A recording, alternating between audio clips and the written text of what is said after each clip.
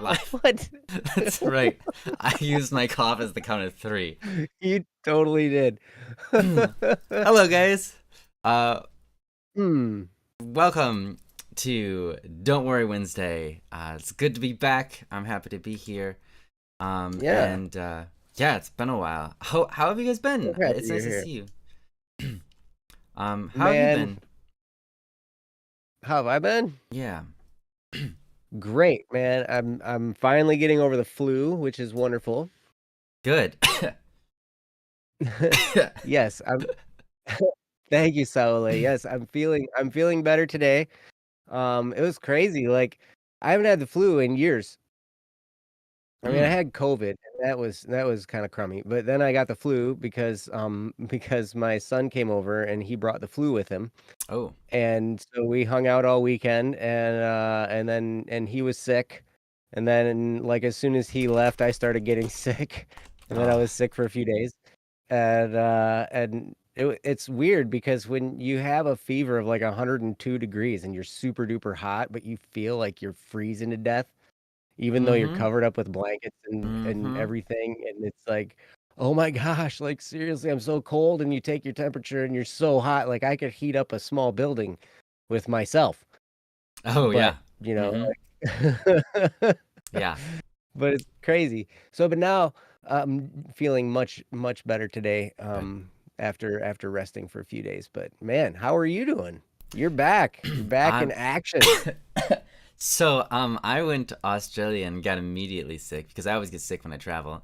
And then Hmm. by the time that it was over, I was pretty close to over it. So then I came back and I got sick again because I traveled again.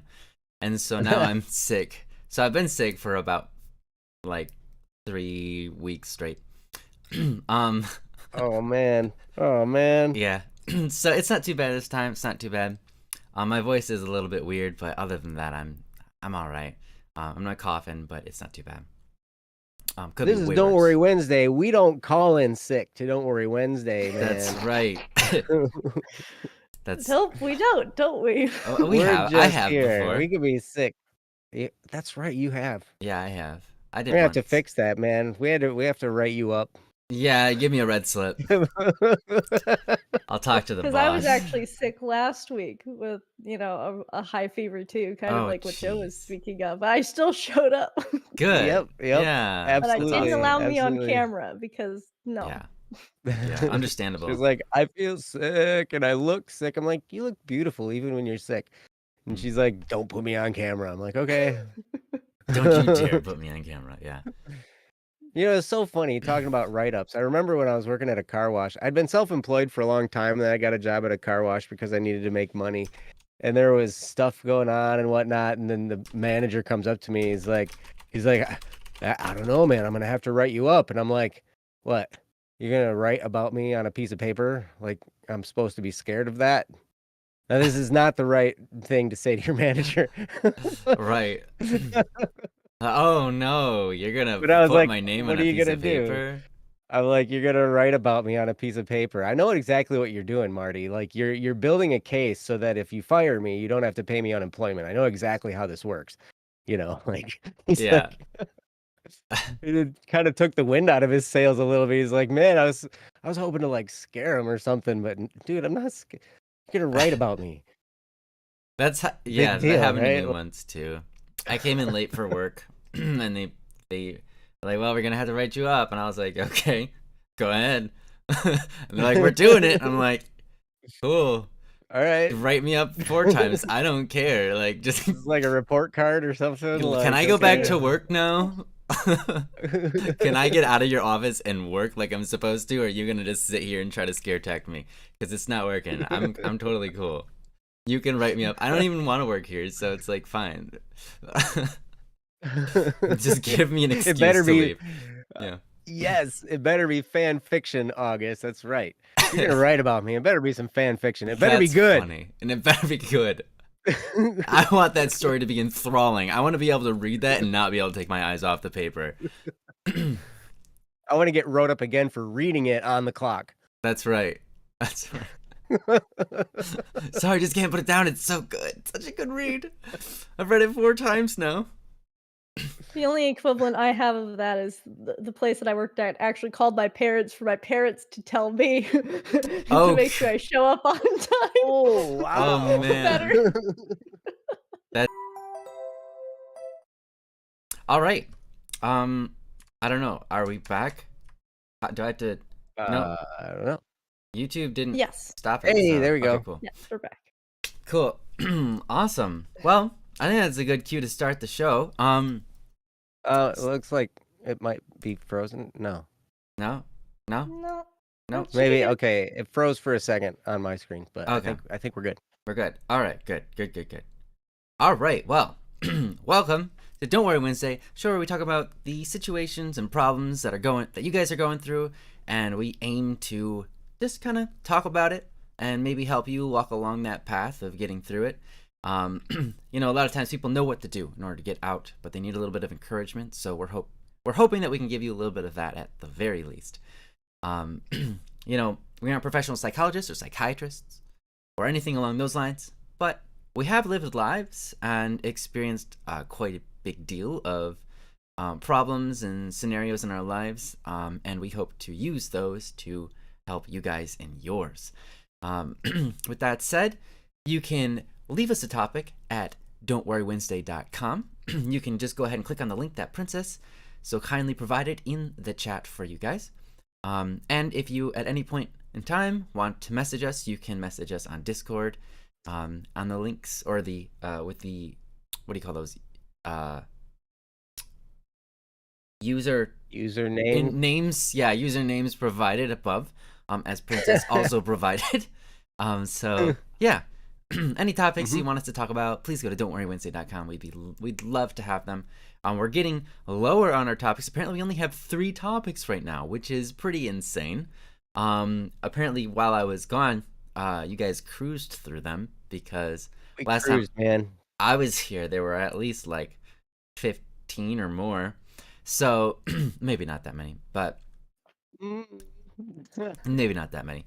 But anyhow, you guys did a really great job getting them through. But you guys, I mean, if you got your life figured out and you're not having problems anymore, then that's awesome. I'm just proud of you guys. But if you don't, then please go to don'tworrywednesday.com, submit a topic, and we would love to be able to talk about them with you guys. Keep in mind that if you want to be anonymous, you can always say that you're anonymous. That way, you don't feel threatened or worried about anything along those lines. So, yeah, but we'd love to have them. So, with that said, let's get on with the show. Let's do it. Yeah. By the way, how are you guys in the chat doing? I don't think you guys probably responded, but I got carried away with talking to Joe and Princess, and I apologize.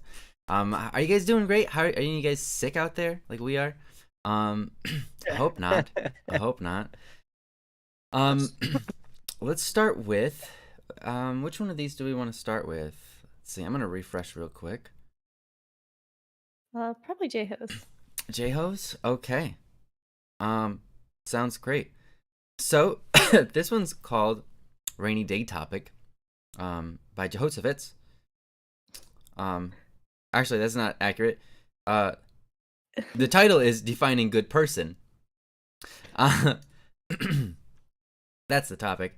And so we are going to do that. I'm going to put it on the screen for you guys so you can read along. And here it is. So whenever you're ready, Princess, you can feel free to read it. And yeah. How do you define a good person? Good and bad is relative. Is it a loose set of values? Is it super strict?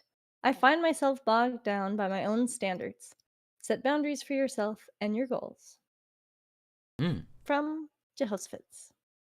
Yeah, that's an interesting one.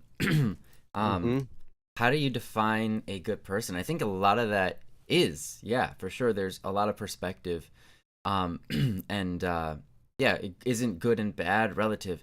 And I think that's a very, I would say, good and bad being relative has been a sort of, I mean, there's truth in that. It is relative, but there's also difference between what you could call like holy and evil versus good and bad. And they're two different things.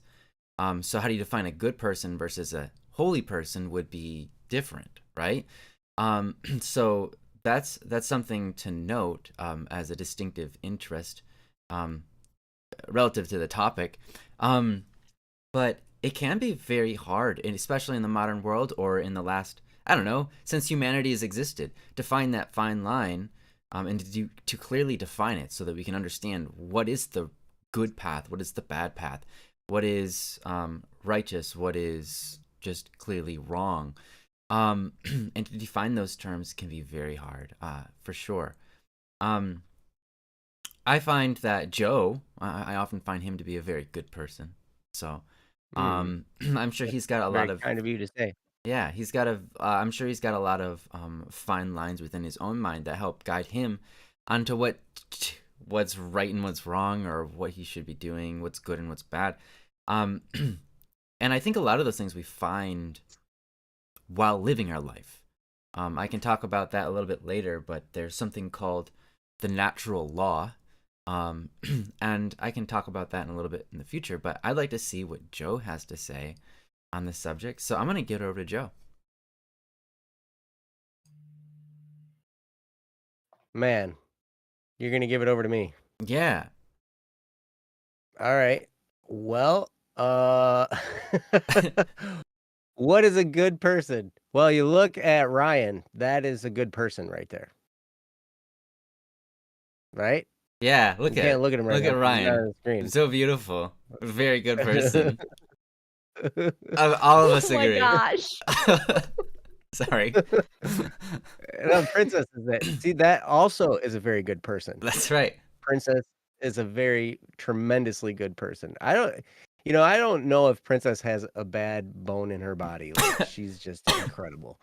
Like, so much good there. But it's great being around these good people. But what is that? What does that even mean? And sometimes we don't know. How do you define what a good or bad person is? Well, good is a word. So is bad.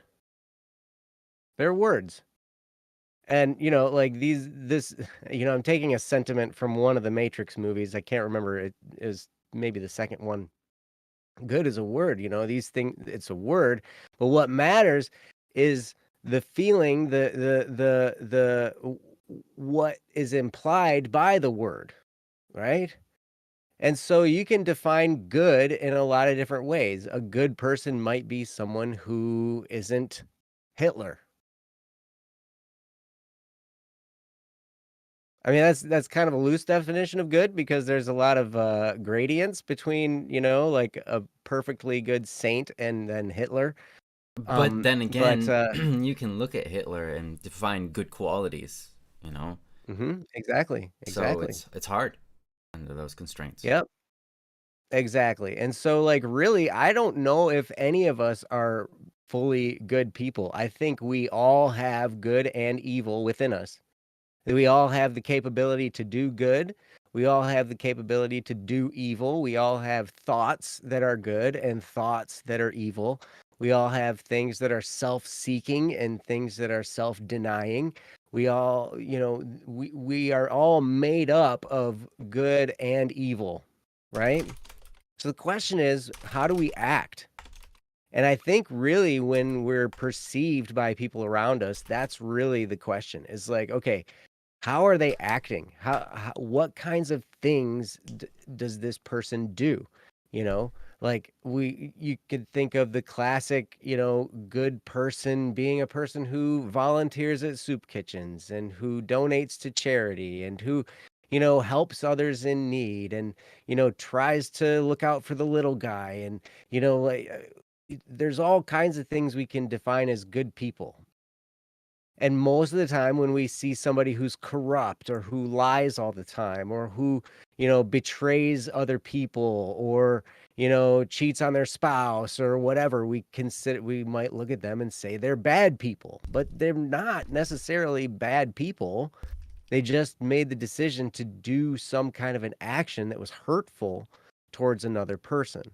And so really it comes down to that golden rule, to do unto others as you would have others do unto you.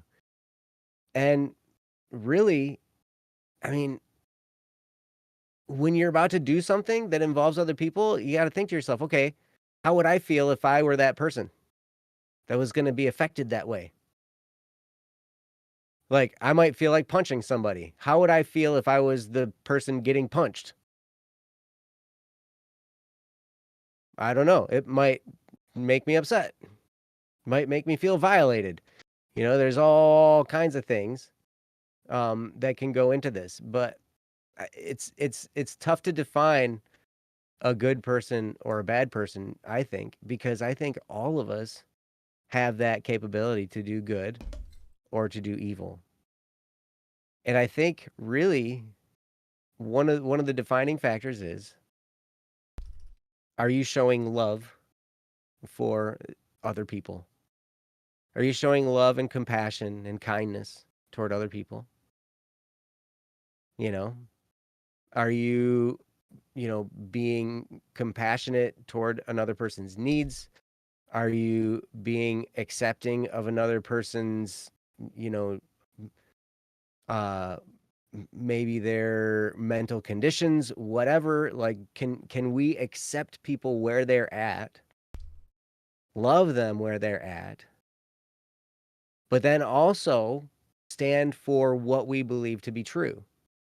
Can we do all that? That to me is a really good sign that this person is being a good person at that point in their life. When we can stand up for what we believe in is true, yet also have compassion for others who may not necessarily agree with us, that's a big deal in my book. Because we don't always see eye to eye. We don't always agree on everything. I mean, Ryan and I don't always agree on anything. On anything. On We don't anything agree on ever. anything. Don't always agree on anything. That's a weird statement. Yeah. We definitely agree on some things.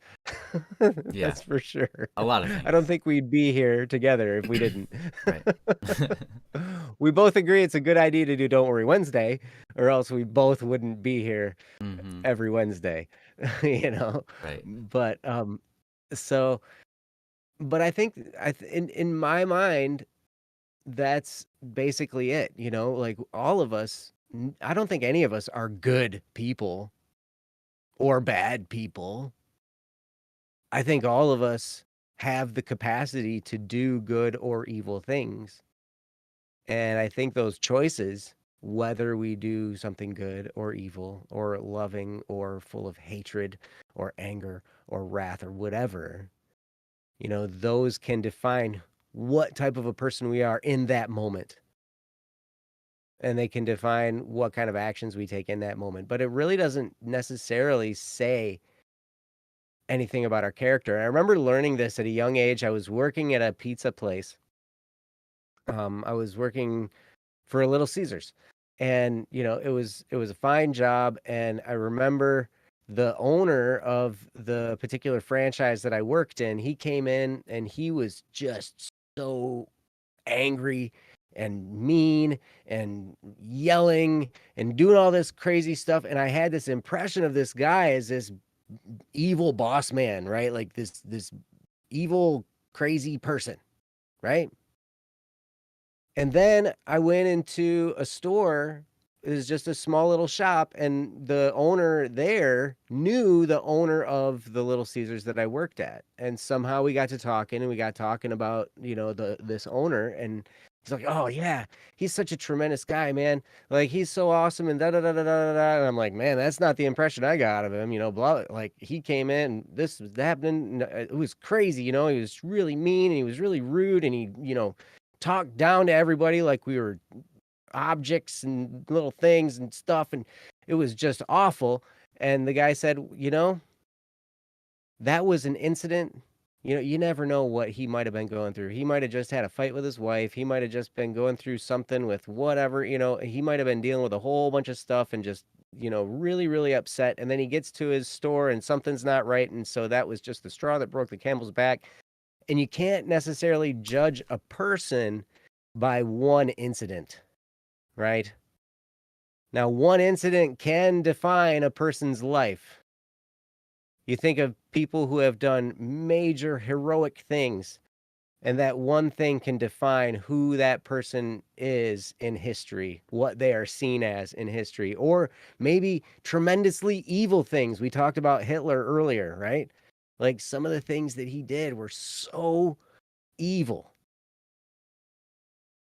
And it defines who he is, or the name Judas. Nobody names their kid Judas. There are people named all the other apostles, Matthew, Mark, Luke, John, like all these guys. Matthias. Mm-hmm. Yep. There's, people name their kids after the apostles. There was another apostle named Judas, but nobody names their kid Judas. Now watch, I say that, somebody's going to name their kid Judas. Yeah. I'm sure there are people, but you don't hear of them. Right. There's right. But bands. the thing is, because what's that? There are bands with the name Judas in it, like Judas Priest and etc. Yep. That's right. Absolutely. But, but his name is defined with his betrayal. Right? And so his whole life, and he was actually a really good person that did a lot for the poor and helped a lot in a lot of different areas and did a lot of good for his whole life. But then that one incident where he betrayed Jesus gets stuck to him as the definition of his life, and he's seen as a bad person throughout all of history. And so I think the takeaway for all that is be mindful of what you're doing. Think about what you're doing. If you're going down a certain path, think, is this a good path to be going down? And should I be pursuing this? Is this going to lead me to a good place? And if it's not, then maybe you need to check yourself and turn around. Maybe you need to flip a 180 and move the other direction, or at least 90 degrees and go to the right or the left or something, go some other direction. Because, I mean, it's not just to peg somebody based on one incident in their life. It's not necessarily right to do that, but we do it. We look at somebody's life and they do one thing, amidst all these other things. And this one thing made a huge impact on a lot of people. And so people get defined as that one thing. And then they're seen as a good or a bad person throughout all of history after that. But really, it comes down to, who are you on a daily basis? Do you do good things on a daily basis? Do you do bad things on a daily basis? What are you all about? What's in your heart? And from there, you can get a pretty good idea of where you're heading, whether you're good or evil. What's your intent? What kinds of actions are you taking? And are you doing it with love? And I mean, I don't know. I might not have a whole lot else to say, but hopefully that gets the ball rolling at least a little bit, and then I can turn it over to Ryan and see what he has to talk about. Because you're really the star of the show, and it's good to have you back. You're the star of the show. I'm the host. Oh yeah, that's right. My bad. All good. Yeah. Honestly, no. I think that's a great start. I think it might be a bit cliche to say it because we talk about it on the show a lot, but just as Joe was saying, if you're doing things with love, then generally that's a good thing, right? You're going to be considered a good person. If you're doing things out of hatred, you're going to be considered a bad person. But I'm going to return to how I started this. By the way, hello, welcome everyone that's coming in. Hello. I'm going to reread the question because I think it's important. How do you define a good person? Good and bad is relative. Is it a loose set of values? Is it super strict? I find myself bogged down by my own standards. Set boundaries for yourself and Mm. your goals. Um, so yeah, I think that part of the problem is the definition of good and bad is Mm. not strict enough. The definition of good and bad is not strict enough to allow a strict definition of what a good person or a bad person is. I mean, Joe just Mm. talked about Mhm. Judas, right? Now you don't even need to know the Bible much, but Joe laid it out perfectly. Um, Judas is considered a bad person, you know, but he did a lot of good. But here's the thing about that bad thing that he did. Judas betrayed Jesus, right? And so he's the bad guy.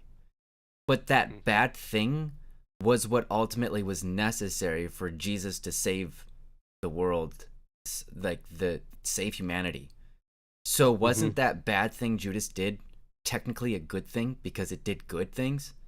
Well, that's the problem of good and bad when you try to define it, because when you recognize good and bad is all relative to perception, whether things are being laid out to the grand scheme or in the moment. If you try to look at good and bad, you recognize, okay, this is good and bad. A lot of things are good and bad. Like drinking water is good, but it's not always good. Sometimes it's bad to drink water. And it sounds crazy, but it's true. If you can drink too much water, it's a bad thing. And if you're allergic to water, putting water on your skin is going to be bad for you.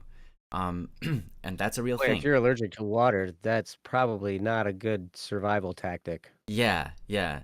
People who are allergic to water are basically allergic to skin contact, but they can drink it and they're fine. It is a real thing. Oh, okay, gotcha. Yeah, I was like, yeah. Um. all right. Anyways, so like, um, there are a lot of things in life where we can define something as good, but also define it as bad. Um, and so it's very hard to um, answer this question for what is a good person. And I remember thinking about this in my early 20s, trying to debate this with myself. And I finally came to the conclusion that the issue is in that the words have been confused. I said it early on. Easy has said it as well. Um, Good and bad are not to be confused with holy and evil. There's no such, like people say, good and evil. That's not accurate. It's holy and evil, good and bad. When you confuse the two, you get this confused idea where evil becomes relative. Because good is relative, therefore evil must be relative, because good can't be defined easily. But the problem is, holy can be defined easily and evil can be defined easily. It's good and bad that can't be defined easily, because they're relative, but holy and evil are absolute. So when we talk about what is a good person, I would say that it's hard to say that there's even a good person, because good is relative. A good person is a good. If you're Hitler, anybody that's part of the Hitler's regime is a good person to Hitler. But it doesn't mean that they're a holy person, right? Anybody if you're anybody, if you're I don't know, William Shakespeare. If you're William Shakespeare and you're writing a play, you can define what are good and bad in your play. But people who relate to that play are going to consider the good and the bad people differently. They're going to pick them apart differently. They're going to look at certain acts and say, oh, that was a good act because of the outcome. That was a good act because of their intention, or etc. But what makes it good is dependent upon what people think is good and what is bad. People think that, pizza tastes good, but it's probably not good for the body, right? Mm. Mm. But does that mean it's bad to eat pizza? Not necessarily. It can Depends be on your good to, goals. huh? Depends on your goals. Depends on your goals. If your goal is entertainment or enjoyment, then it's good. If you want to celebrate, then it's good. But if you're If not in you're the looking to lose mindset of 50 pounds in 2 weeks. mm-hmm, If you're trying And to gain pizza's probably pounds, not. if you're trying to gain pounds, then it's probably good, right? Right, yeah, So it's yeah. entirely relative. So I think that's a big problem with the question and the issue that it's, we live in a society where we have good and evil.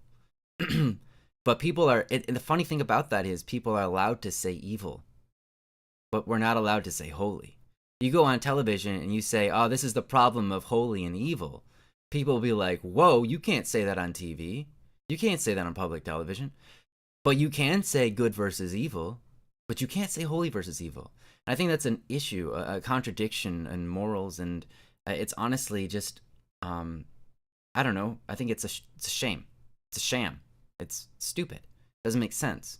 If you're going to use the word evil on television to define a person, then why can't you say holy, right? Those two are the opposites. If you're going to say good, then they should contrast that with bad. So that's my answer to this question, is if you want the answer to what is a good person, I think you're probably asking what is a holy person. Because that can be defined through strict values. But if you want to know what is a good person, then you have to ask good for what? Good for who? Good towards what goal? Good towards what end?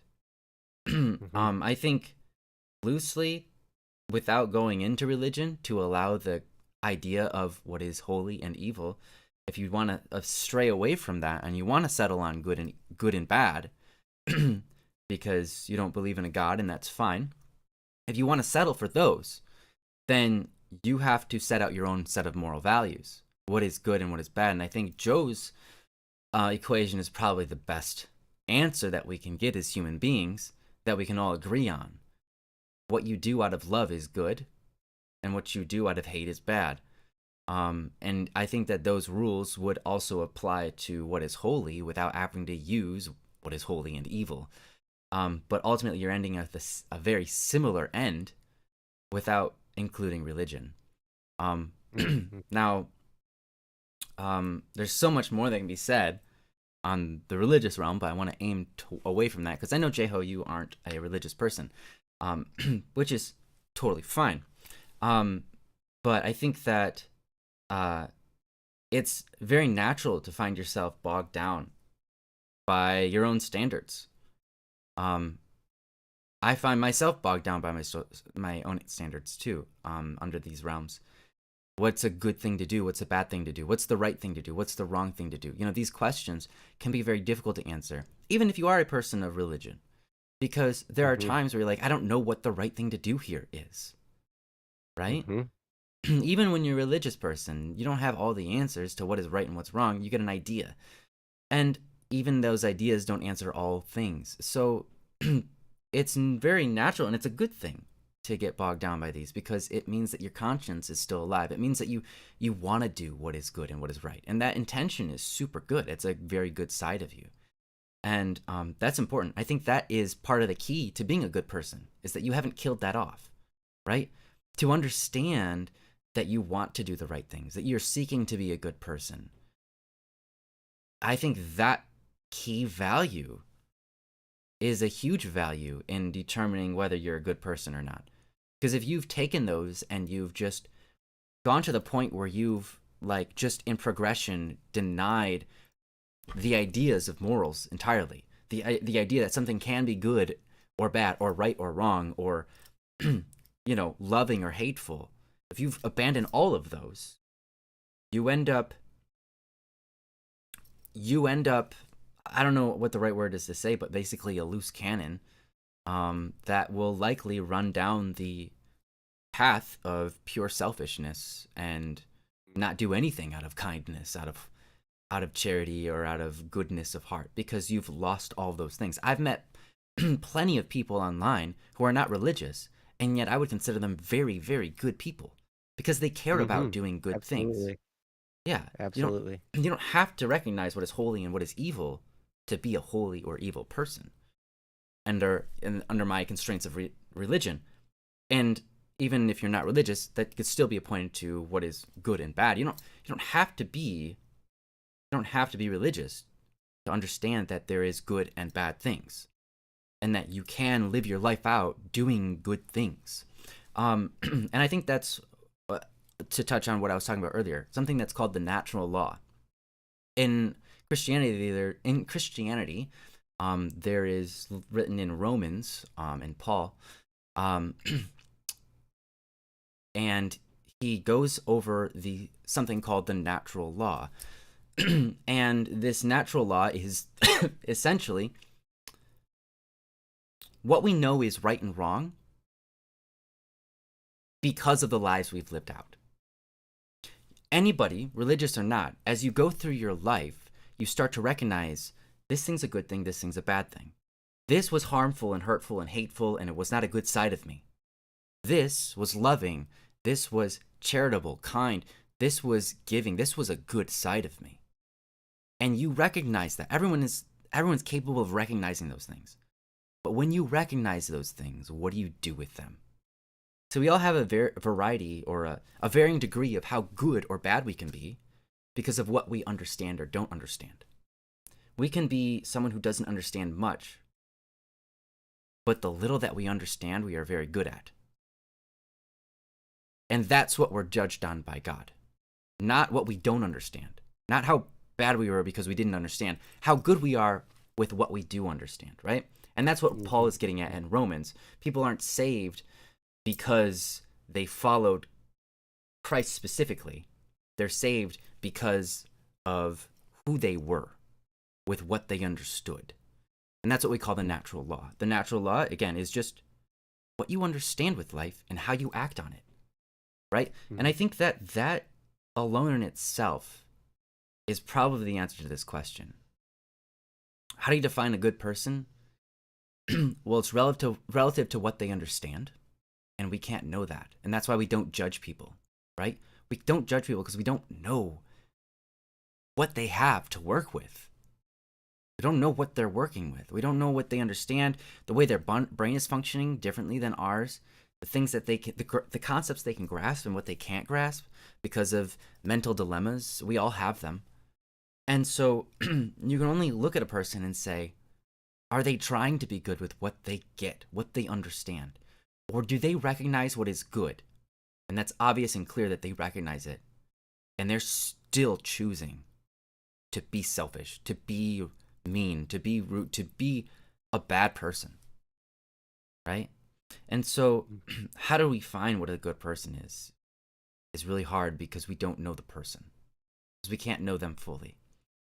But if we can understand that they're trying to be a good person with the things that they have, I think that's a safe call to call them a good person.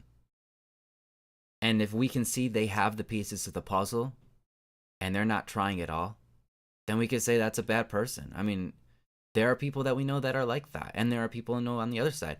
There are people who are legitimately, I don't know what the right, what do you call that? Politically correct way to say this is, but I know of many people who are retarded. Like, actually, their brains don't work right. Actually, I know someone who has half of their brain melted. It's liquid in there. And the other part is solid. And so they're not working with a full deck, right? Mm-hmm. I think like, I don't know. There's a specific way that's politically correct and not politically correct, but legitimately, their brain isn't all there, right? I know two people who have half of their brain is literally liquid and the other half is solid. Two people, which is crazy that I know two.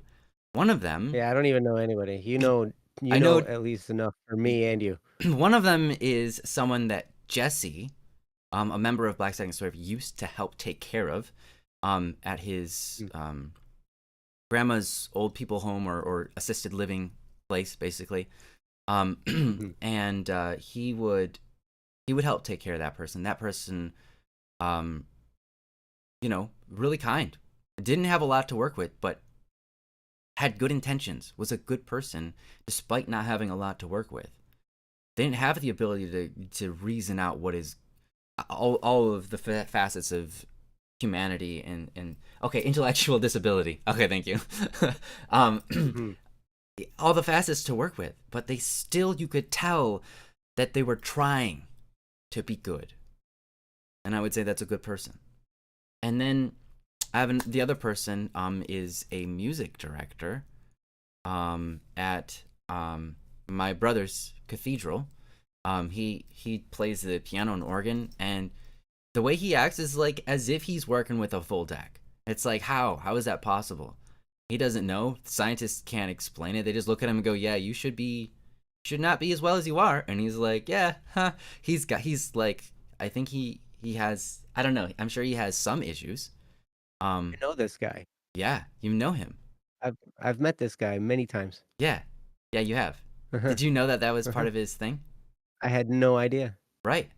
Um, I don't know if it's melted or just collapsed or what, but either way, you'll have to ask him.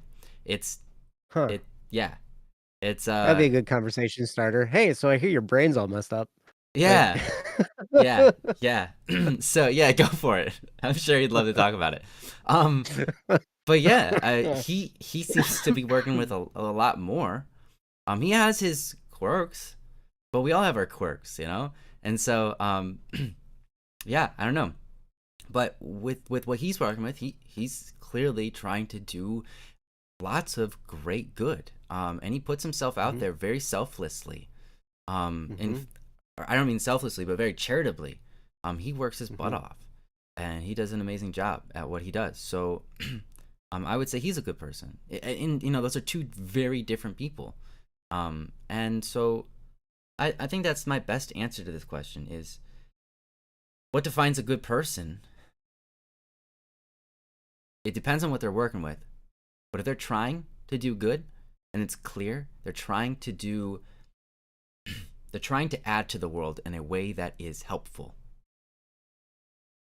If they're trying to add to the people around them or to themselves in a way that is helpful, that's good. If we're trying to subtract from the world in a way that is unhelpful, that's bad. I think those are clear, distinct definitions on what we're talking about. And again, it's hard because good and bad are relative. You need full Mhm. pictures. But intentions, Yeah. I think, are the bottom line. Intentions are all we can really work with. Because if someone intends Sure. to do good, that's a good person. Even if the outcome is terribly bad. If they're trying to do a Mhm. good thing and you can tell, it's not like someone could try to do a good thing, but instead, like, hey, I'm gonna put this present under the tree for my daughter. I think that's really sweet of me, you know? It's a good thing. But on the way there, they slip, fall down the stairs, and crush the present and break whatever inside. Like, oh, that was a bad thing. Yeah, falling down the stairs was a bad thing, but the person is a good person, right? And so, Oh, they're bad. They fell down the stairs, man. yeah, shut up, Joe. No, I'm just kidding. That means bad No. person. Yeah, that is a bad person. And unfortunately, there are people in this world who define good and bad into those constraints. A bad thing happened because Mhm. the person messed up, and so they're a bad person. And I've met people like that. It's really unfortunate. But those people aren't working with the full deck either, I think, and none of us are. So I think Mhm. we have to look at the intentions and say, did this person truly intend with their full heart, knowing what was a good thing and a bad thing under what they understood, were they intending the good or were they being selfish and intending something just for themselves that was good for themselves but bad for everybody else, right? Mm. Usually that's the alternative. Usually Mhm. people don't intend to do bad things to others. What they intend is to do something they like for themselves, and they hurt Mhm. others along the way, right? And Right. so Right. that's what you got to look out for. Are these people understanding of those around them and they want to help them, or are they only caring about themselves and are willing to hurt others for their own gain? Mhm. And I think those are, if you can look at someone and clearly identify, okay, they clearly knew this and they did this, I think that then you've got your parameters that you can work with. Anyways, I feel like I've talked for a long while. Joe, did you have anything that you wanted to add? Well, it's interesting. I saw in the chat, and you mentioned this also while you were talking, that you got to look at the whole, not just a part of the situation at hand. When you're defining something good or bad or whatever like that, like, we're so quick to judge. We do this in our culture all the time. We judge people based on their actions, and we judge ourselves based on our intentions. So true. Right? We do this. It's natural, right? And so we can't get around this, but we do have to kind of check ourselves because we don't ever have the full picture. Something can get spun to us in a certain way, and I will bark at both major media outlets right now because both of them, whether it's right wing or left wing, they're both off track. They both spin stuff to suit their needs, and they leave out pieces of the whole picture so they can, rile people up and get people all upset and all this kind of stuff, and like win people to their cause. And neither one of them is doing the right thing, in my personal opinion. They are looking for money. They're looking for self-sustainability as a business, and they know that riling people up and making them mad is what is going to drive dollars to their bank account. Well, I'm mad at both of them. Yeah, yeah. So they both make me mad because they both sell us this bill of goods that's incomplete, right? And I see this all the time, and I see people get all on their high horse because they saw something on the news, and it's like, dude, seriously, you do not have the other side of the picture. You're looking at one side of the picture. Like, I can say, you know what? This is so horrible. This is so awful. This dude cut my leg off. I am so angry because he cut my leg off. Look I have no leg. Because that man over there cut my leg off. And then I could rile a whole bunch of people to my cause, and I could be like, oh my gosh, look at how we should drag him out into the city streets, and we should beat him with canes, or we should beat him with, rubber duckies, or whatever we wanted to do. Whatever's right? more humiliating, I guess. Whatever, yeah, exactly. We're gonna throw rubber duckies at the guy until he's buried in them or something, right? But he cut my leg off. And then you could look at the other side of the story and be like, well, you know what? Joe over here, he stabbed himself in the leg with a pencil like 2 weeks ago, and he left it there, and it got septic and gangrenous. And so then it was going to kill him if we left his leg on there. So we had to amputate it. Right? And then all of a sudden, the guy's a hero. Yeah. Right? Because and we can approach every situation like that. Every time we see somebody do something, and we're so quick to judge whether it's good or bad, or we hear something on the news and we're like, oh, that's good, or oh, that's bad, or blah, blah, blah, blah, blah. There's a piece of the story you're missing. So don't be so quick to judge. If it's that important to you, explore the story, explore the situation.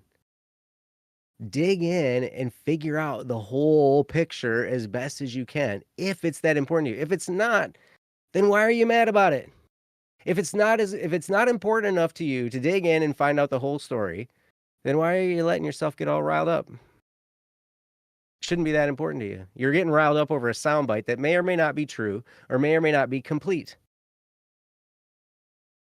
And we do this all the time. And I'm sorry. Now I'm getting all riled up. But yes. Oh, that Princess, that's good. Do you want to say that, or do you want me to say that? Princess put in our chat, she said there's a lack of forgiveness that's prevalent in our culture as well. And that is so true. We are so quick to accuse, and so quick to convict, and so quick to label people as evil. And we have no forgiveness, but we want forgiveness for ourselves. If we screw up, it's like, hey man, I made a mistake. I did the wrong thing, but I was driven by this, and I was driven by that, and I was, all this, whatever. Can I just oh man, I just wish I could be forgiven, but we hold on and we don't forgive others. It's crazy. But anyway, That's I just wanted to zero in on that because I saw it in the chat and I heard you talking about it and I was like, that's so true. We don't have the whole picture most of the time. Most of the time when we see something happen and we judge that it's good or bad, we don't see the whole picture.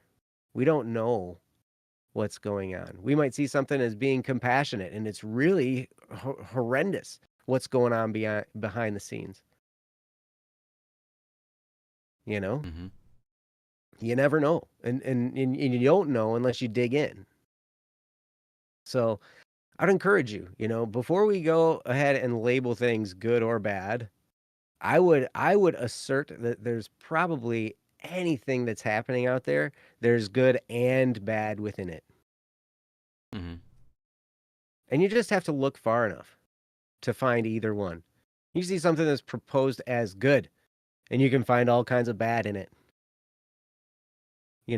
They do that all the time on ballot initiatives. I don't know if you know that, by the way. Like, they'll propose something on a ballot for us to vote on, and they'll say, "This is the issue right here, blah." And they'll give us like this one sentence. But then, you know what? After that, they're like, "Oh, well, what goes along with that initiative is this, this, this, this, this, this, this, this, and this, and this, and this, and this, and this." And they fill up the initiative with a whole bunch of extra stuff that they don't talk about, and we vote it in, even though all that other stuff might be bad, right? We're always getting shystered. These big shysters out there, man. Mm-hmm. I'll tell you what. Especially in the political regime, huh? Oh my gosh, it's crazy. It's crazy. But, Landscape. this isn't meant to be a political argument. It's not meant to be a rail against the news, even though I'll gladly do that. But yes, it's called pork. You're absolutely right, Easy. It is called pork. So anyway, that's pretty much all I had. So back to you, Ryan. I appreciate you letting me spew and yeah, scout. no, it's great. We need someone on here to spew. Does anyone have anything else you want to add? No? Okay. Well, yeah, again, honestly, Jeho, this is a question we could talk for hours on. And we could talk for hours on just how do we define what's a good moral and a bad moral, without the use of religion. And it could be a very long debate or conversation trying to figure out how to define these things to ultimately derive at what is a good person. But I hope that our our statements have been helpful along the lines of getting a new perspective, at least, or maybe a new way of looking at it to get to your bottom answer. Because here's the thing, your answer is going to probably be different than ours. You're a different person with different things you're working with, and you've seen a lot in the world that we haven't, and we've seen stuff in the world that you haven't. And knowing you, Jeho, you're a thinker. You like to think about these types of things, and I think that you have a natural sort of rebellious way about you that makes you question things, and I think that's a very good attribute to you. I like that about you. I love it. Yeah. And so I hope you stay that way. But I hope that it doesn't, of course, I hope it doesn't press you into becoming a bad person out of the sake of rebellion. I don't think it ever would, because you're genuinely, you've always been very kind and a good person to me. So I think this is a fantastic question. And if you want to go on more about it and have a deeper discussion anytime, you can message me or probably Joe or Princess if they are willing. Princess is nodding her head. So yeah, anytime, message us and we'll get back to you when we have time. So yeah, thank you so much, Jeho, and I hope that this has been fruitful and helpful. Awesome. There you go. Links in the chat to our messaging, even though you probably have all three of us already. Yes. I know I've direct messaged with you before. Oh yeah. Sure. It's all good. Yeah. Cool. I forget what to go on YouTube by. Hold on, they messaged Mirai Nikki guy. Is Mirai Nikki guy here still? Saw them in the chat just a minute ago. I saw them. Yeah, I saw them. It was a little while ago. Are you still here by any chance? I hope you are. AKA, okay, there he is. Right. Sweet. Do you mind if we do yours? I'm sure you don't mind. I'm sure you want us to. That's why you stuck around. Yeah. Okay. I am going to go ahead and put this up for you. Yeah. Put it up there. I'm going to put the topic up so you guys can feel free to read it. This is posted by Alex. It is titled by Princess, Free Money from Online Friends. Friends is in quotes. Free money from online friends. This is going to be interesting. I'm excited to see what this is about. So whenever you're ready, Princess, feel free to read, and anyone who's watching can read along. I wanted to ask you guys about the topic of making friends on the internet. So here's my story. Ooh. A friend of mine has been playing a lot of Roblox and Fortnite recently. And while playing, he did meet a lot of cool and nice people. That's what he told me. He also told me that they were always buying him free V-Bucks cards that are worth a lot of money. I think it was like $19 or something like that. After he told me that, I got a bit skeptical of all these friends and told my friend that he should be careful when talking to strangers on the internet. Because of that, he got angry and told me that they were his friends. We haven't talked since then. What are your opinions on this matter? How should I resolve this? Best regards, Alex. That is Mhm. peculiar. It is. Yeah, I mean, I've been online and I have made friends who have bought me things. I can Usually say I that know I them have. very well before they buy me anything. That's true. Like, under all of my experiences online, I think I've met, if I remember correctly, and I can't remember very well, a total of one person who has bought me something without me knowing them very well yet. And that was before I was Static P, so it wasn't a matter of, oh, I want to be this guy's friend, I'm gonna buy him something. So it was before, it was when I How I was get to be still your young. friend if I buy you stuff, I can be your friend. Yes. I can be bought. No, I'm just kidding. No. The answer is no. Sorry, guys. Me saying yes was it was a complete joke. I'm not a gifts kind of person. I'm very bad with things. So Yeah, that's Princess, neither of these guys' his languages. yeah, Princess knows very well. Um, Uh-huh. yeah. So yeah, Love don't you. try to play friendship from me with gifts. Unfortunately, it just doesn't work. So anyhow, no, it's a very rare thing if someone is giving you money. So it is a bit skeptical. I think you have reason to be skeptical, but you know, who knows what's going on there, and I'd like to know more. But this is an interesting topic. I hope that it seems a little odd that you would get angry, but then again, people can get angry at about anything, especially if you don't believe them when they're telling the truth.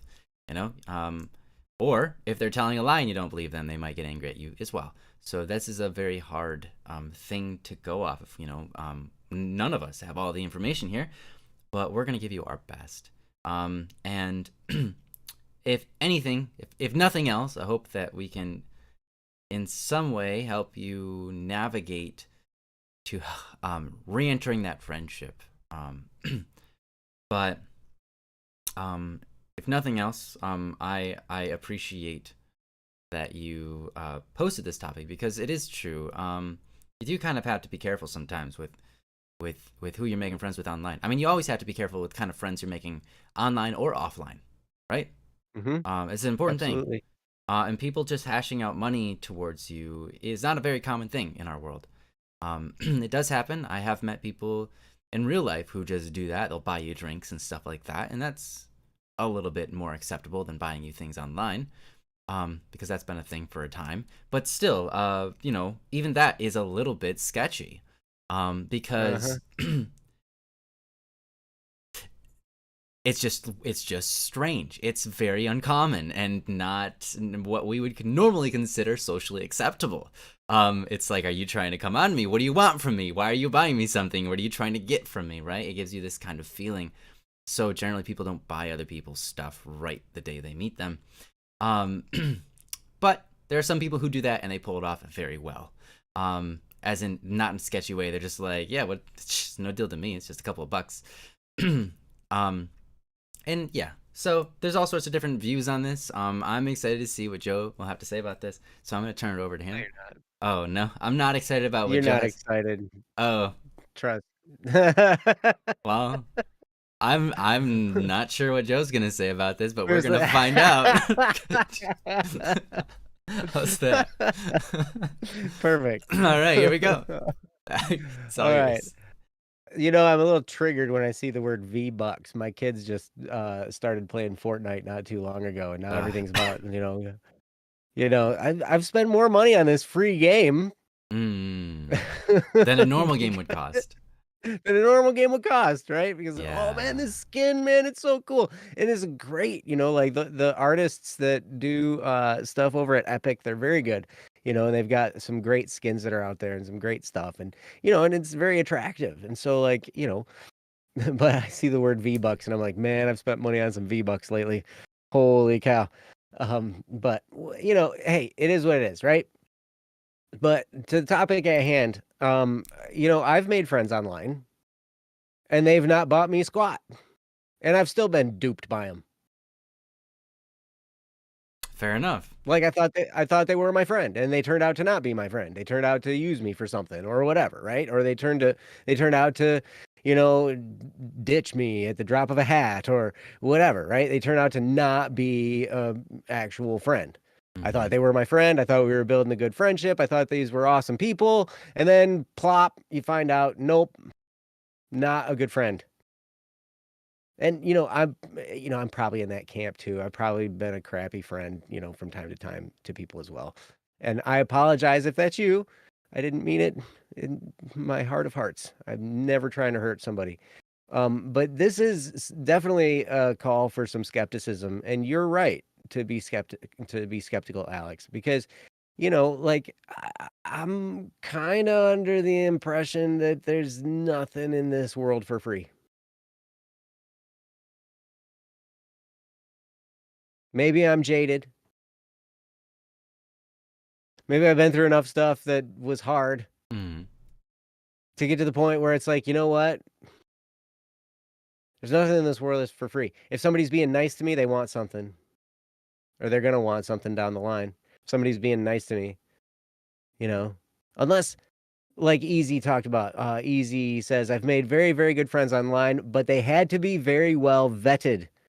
I've even had online friends gift things to other family members. However, the age of the person is the point.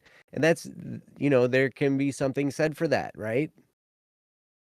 Like, but online, there's so much anonymity, we never really even know. Now, it's good to be generous. It's good to be a giving person. It's good to give from your heart. It's good to give from your wallet. It's good to give money. I have probably given more money than I should have to, panhandlers and stuff like that. Just people, out on the sidewalk with cardboard sign or whatever. Or, but I try and look and I try and judge. I'm like, is this person actually a person in need, or is this person like, I remember overhearing a conversation when I was doing inspections. I was at a vacant house and I was going through the house, and at the house next door, there was a dude on the phone on the porch. And he was sitting there talking to his friend on the phone, and he's sitting there at his house, and he's got his legs kicked back at his house, and he's having a beer and talking on the phone. And he's like, yeah, man, I'm gonna have to go out to the corner of the street. I'm gonna have to go panhandle for some cigarette money. And I'm like, I hope I didn't give that guy money. Yeah. But one of the things, like if in the case of charity like that, a lot of times, if somebody were coming up to me, especially if it's at like a church that I'm at or something like that, and they're coming up, and churches kind of are targets for panhandlers, especially in cities and stuff like that, because they're kind of expecting these people to be nice and generous and friendly and stuff because they're going to church and whatnot, and they might be able to get a decent amount of money. But what I'll always do is I'll be like, hey, St. Vincent de Paul is just down there, just like 10 blocks or something like that. And so like you can go and get some help. You know, I mean, if you're in that case where you need something, that's fine. And Ryan, I think you were with me. We remember the guy that we Old ran school. into. Old school, Old yeah. school. Yeah. Old school, yeah. Old I school is remember that. awesome. He was awesome, right? But he's like, he came up to us. We got to Milwaukee, I think. Was it Milwaukee? I think it was Milwaukee, I think it was Wisconsin. Milwaukee. We had to walk quite a ways to our hotel, though. Yeah, Right? yeah. Or Or from the the major to the Airbnb or hotel. whatever we were saying. Yeah. Yeah.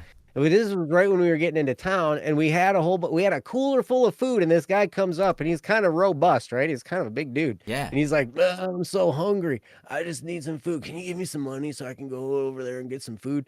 And we're like, well, we don't have any cash, but we got like a cooler full of food. We got sandwiches, and we got, like granola bars, and we got like all kinds of great stuff that you can eat. And he's like, oh, no, man. I just really want a burger over at the bar over there and da da da da da. And I just really would like some money and stuff. And we're just, And we're I like, don't we remember. got some cookies. You want some cookies? We Here. got, We literally pulled yeah, out the package of cookies. And we're like, yeah, these are homemade cookies. These are homemade yep. cookies you can have. And he starts joking with us, and he's like, yeah, they call me old school. But what I really need is a burger down at that joint over there. Right. Yep. Yeah. That was great. So you gotta wonder, right? But And my okay. mom actually, if I may jump in just for a little bit. Oh, sure. Yeah. My mom had a story of, when she had lunch money for school or whatever, and there was obviously people around for that too. Um, I think Opa had told her, like, if they want money, like if they're like saying it's for food, you should be offer to get them food, and if that's their actual intent, you know, then then you know that's like then they'll want to take you up on that offer to get what they Right. actually need, not just Right. the money. Yeah. And it's better Well, to get take the something like an object, like if they need a ride, you like call them an Uber, but you Mm-hmm. don't actually give them money. Mm-hmm. Yep. Now I've given hitchhikers rides before. I've done all kinds of dangerous things, right? Yeah, I've done that too. But yeah, My it's dad was a hitchhiker before hey, it's all right. because See, they're not all bad his people. vehicle, he was driving my Aunt Jamie's moving truck, and one of the wheels blew off and hit somebody else's vehicle, and so they had to pull over to the nearest rest stop, but he couldn't move the vehicle any further, and he barely managed to get it there. So then he had to try to get people to get him to the airport, and there's Mm, thankfully someone there was an old couple that was willing but nervous, and then there was a guy who was a little younger, who was like, you know, willing to do it to just, because it was in Arizona, there's always that risk there, but still did it. It was, you know, but it's scary. yeah. And sometimes you get stranded. And that's not a place you want to get stranded in the middle of the desert. No. No, stranded in the middle of the desert, not a good place to be, for sure. So, okay, so we have in here, you're saying, so how should I talk with him about it? Good question. You might not be able to. Depends on your relationship. Depends on what the feeling you have. It sounds to me like you've already gotten a little bit of resistance because you've mentioned something and he kind of got mad, or they kind of got mad. And yeah, he got angry, told me that they were his friends, and we haven't talked since. So, I mean, I guess it's possible that these people are his friends and they're trying to, they're just being nice and they're buying him stuff, and that maybe it's all innocent and fine. But there's right to be skepticism. I remember a really good friend of mine, he got to be friends with this person who was then giving him advice about Bitcoin. And I remember talking to him about it, and I was like, okay. And I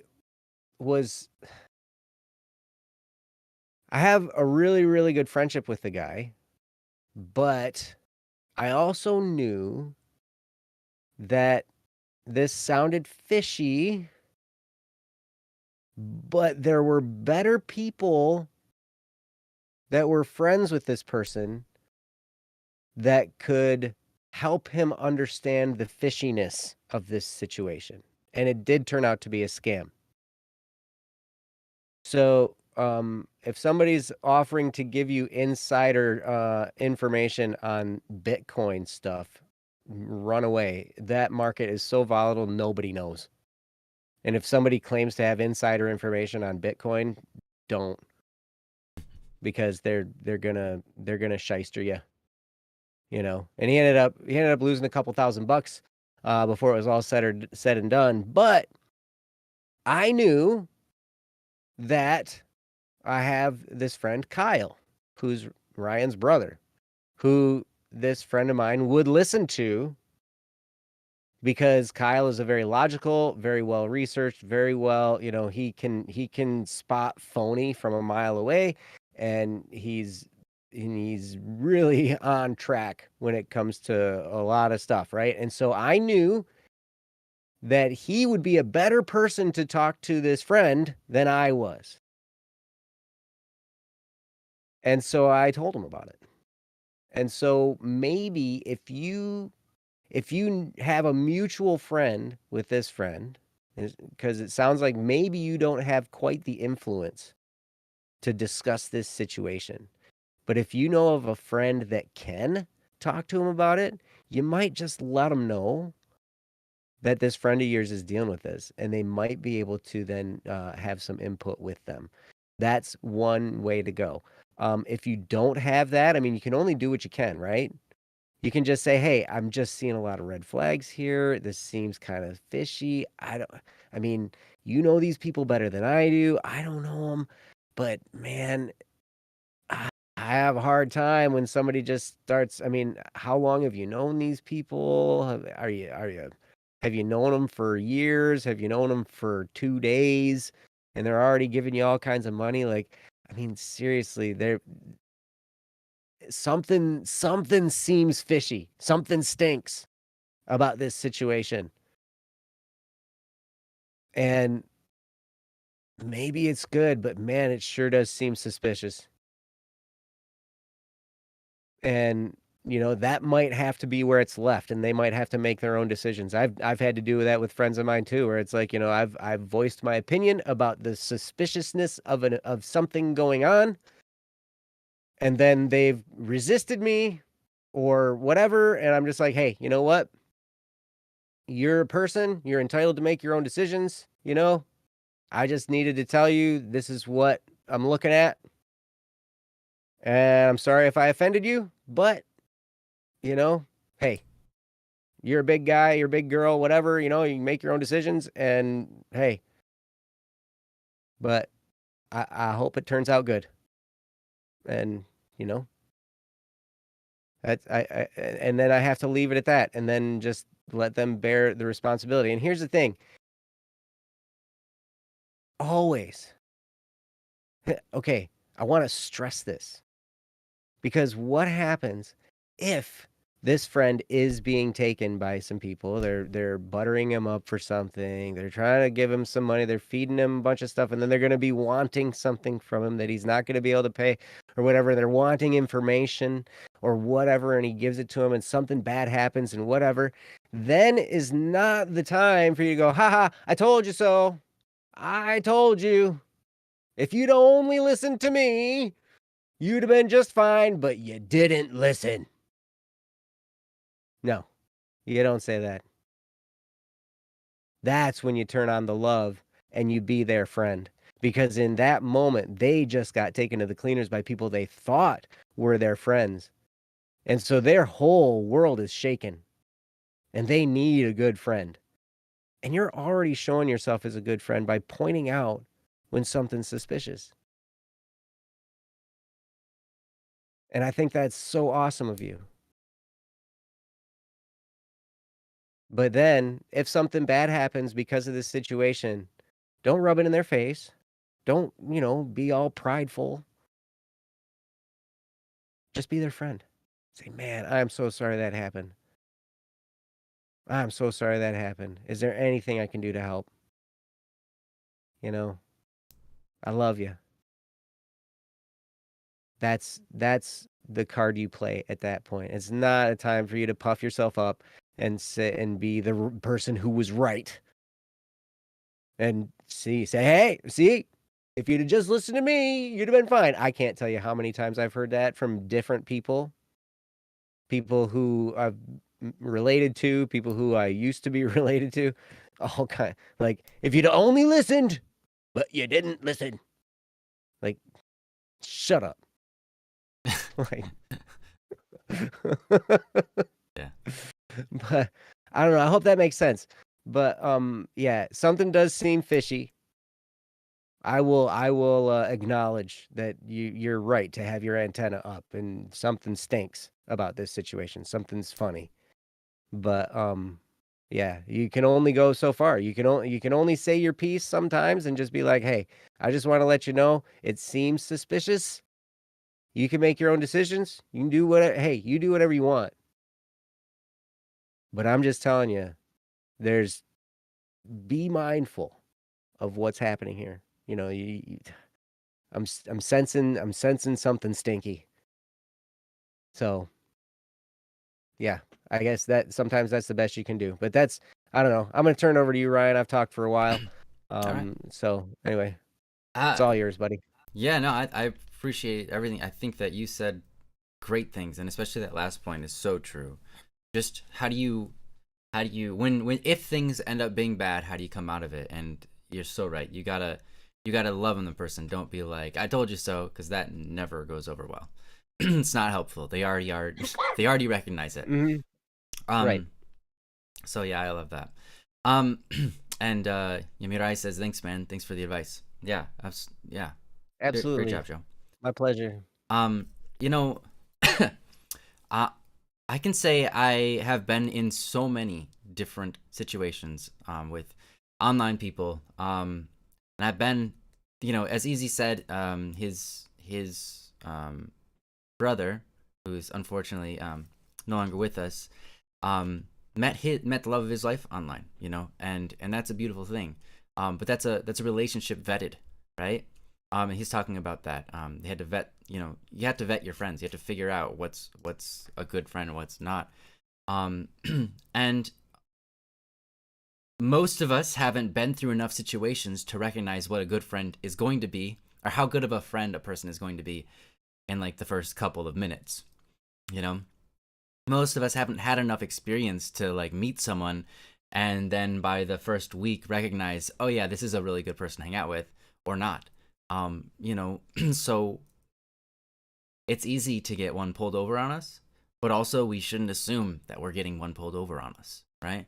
It's never a good thing to just come out of the gate assuming someone means something bad when they do something good for you, right? You want to treat them like a good person if that's what it looks like, right? Man, So, I'm guilty of that so bad. Yeah, it's okay. It's okay. I mean, I'm a little sensitive. Yeah, it's all right, but it's important to recognize each person is their own person, and you can't, just because you had one bad experience or whatever, doesn't mean they're all bad. I can tell you, I've seen so much bad, but I've also seen so much good of online relationships. And I mean, for example, Princess and I met online, and we've been friends for 5-something years. Something like 5 years, right? Okay. Between 5 and 6, I think. Okay, yeah. 5 6 decades. Decades. Seems like forever. Yeah, long. Yeah, not a decade yet. That's a long time. And we have bought each other stuff. Her buying things for me first. But it didn't feel weird because at that point we had already known each other, right? It was weird on a different scale just because I'm not good at receiving gifts, but that's a whole different thing. But I can tell you, okay, so out of all of these experiences, I've definitely learned that you have to, for sure, take care of yourself and also not assume the other person's a bad person. And allow things to go where they go, and then take responsibility for the mistakes that you make and do the best that you can with it, right? And so that's basically where your friend's at. That's where they have to go through. Maybe this is a good thing, maybe it's not. I've met people who I've known for a week, and they were buying stuff for me in the game. with real money. And it wasn't weird. It wasn't weird. And that's because of the relationship we had established within that week. We had already connected on a deep level where we were talking about, just deep things, talking about, all sorts of different things about life and problems and, just deep personal conversations. And they had, and the thing was, is they were buying some gifts for their spouse, and they got a deal on something that they already had a duplicate of. And they're like, hey, I got this. Do you want it? And I was like, I don't really care. If you have no one else to give it to, sure, that's fine. And so they gave it to me. And then a week later, they bought me and some other people some stuff, right? And it was just for fun, for gifts, and it was in the game, and it wasn't a big deal, right? On the other hand, I have been a part of a different game where some people were offering me gifts that were only purchasable, only for me to find out. And I was like, okay, that's crazy that you would give this to me, and you're giving them away to a bunch of different people. And I found out, like, pretty soon after that they had been hacking the game and had been receiving these gifts that are only purchasable through illegal means, and then they were giving them away. Yeah, and they never got caught, as far as I could tell, at least for the year that this went on for. But yeah, I was like, okay, that's not good, and that isn't right, and you should not be doing that. But whatever. So that could be a situation that your friend is currently experiencing.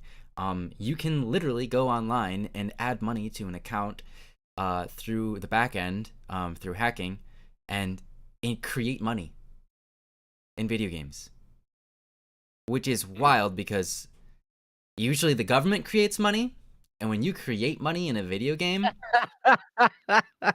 that gets, the government gets a little bit sticky about that. Yeah, that is illegal to multiple facets.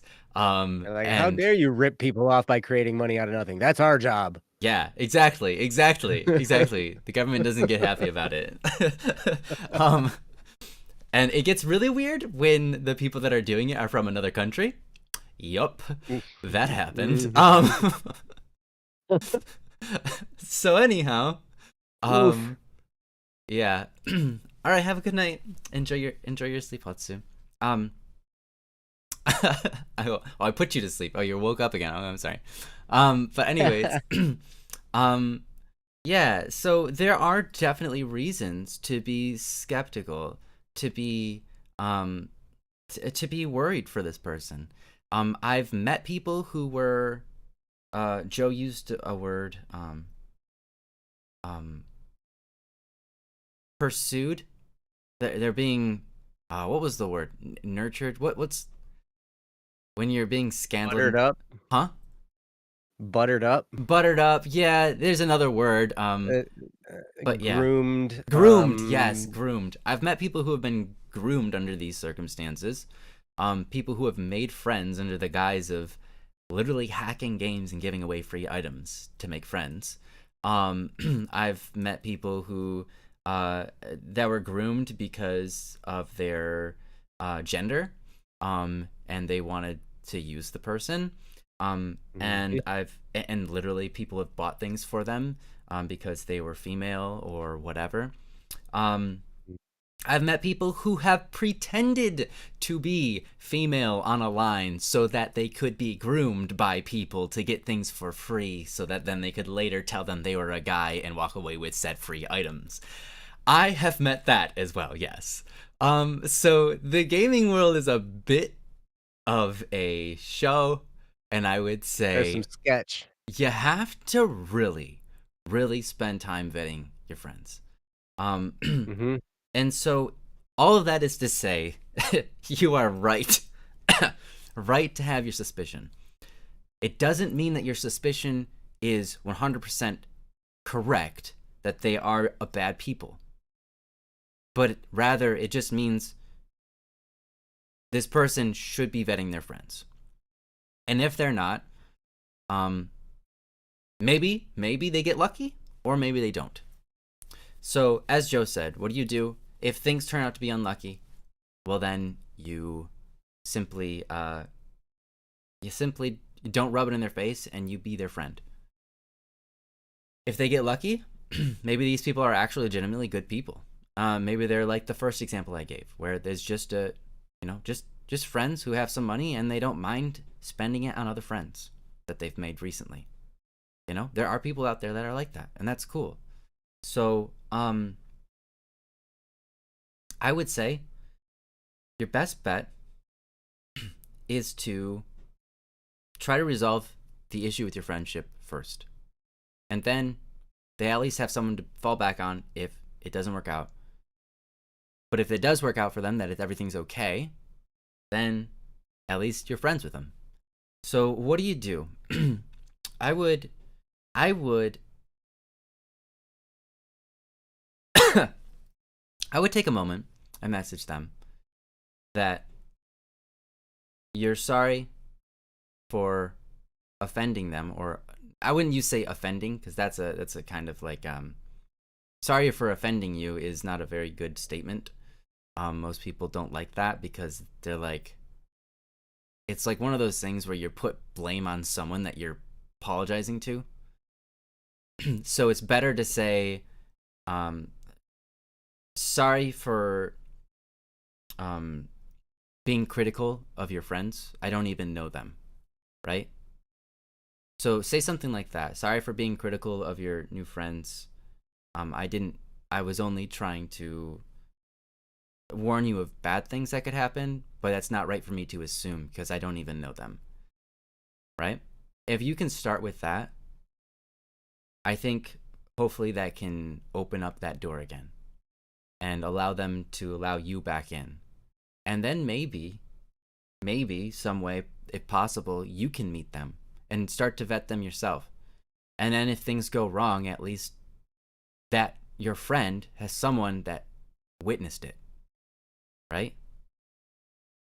So I would say your best thing to do is go in with an apologetic manner saying, hey, I'm sorry, I don't know your new friends and I shouldn't have criticized them. That should clear things up pretty okay. If it doesn't, then just give them some time. And you can state that you really you never want to hurt them and that you really just wanted to look out for them because you care. But I would say don't try to convince them that their new friends are evil. Because what their response internally is going to be is to defend their new friends. Sure, yes. And out of defense of their new friends, they're going to be forced to attack you. Okay? So what you the avenue here, the psychological avenue, if you want, this isn't manipulative, it's just logical, if you will. The point isn't to try to learn how to manipulate people the best for your advantage, right? The point is to care about people the best that you can and to understand how they're going to react with certain words that you say, right? You want to do your best to gain their friendship so that you can help them, right? And that's clearly your intent. So that's why we're giving this advice. Go in with an apologetic manner saying that you're sorry that you are so critical of his friends that you haven't even met yet. And don't ever attack them. Don't attack them. Because it puts them in a position where they have to defend. And that forces a collision because now you're attacking something they have to defend and it puts you two at war. So stay clear of anything that could lead to an I told you so. Stay clear of anything that can be like that could put them on the defensive for their friend's sake. Does that make sense? And I know that's hard because what you want to do is you want to try to help them and defend them from these new said friends. We don't know them yet, but if something bad does happen, you want to be able to defend them. But at this point in your relationship, you've made it clear out of what's happened so far that you can't do that because of the situation with your relationship, right? So you have to So you have to get your relationship on the next level before you can do something like that. For example, if I'm talking to Joe and Joe warns me about one of my other friends, it's going to be different. I'm going to take that differently than if someone I met 3 weeks ago tells me the same words, right? If someone I met 3 weeks ago tells me, hey, I'm kind of worried about this friend that you have, I think that they're, whatever, I'm going to be dismissive of their statements. But if Joe tells me that, I'm going to take it sincerely, right? Because me and Joe are on a completely different level of relationship. Same thing with Princess. Same thing with a lot of people that I know, but there's just difference there's steps in a relationship that have to be made, right? Before we've known each other for a long time, man. We've known each other for a very long time, and it's clear what our intentions are with each other. It's never been unclear. It's been clear for a very long time that we actually desire the best for each other. And that's what we trust in, and we all believe that. And so it's easy to rely on each other, right? And it's a very beautiful thing that we three have, and I have with a couple of you in chat as well. Easy and Nansai, for example. And Meow. Yeah, easy. You probably known Ryan longer than me. You're probably this. Yeah, I'm probably second. That's true. Of the people present. Yeah. As far as length of time being friends with Ryan. Mm-hmm. Yeah.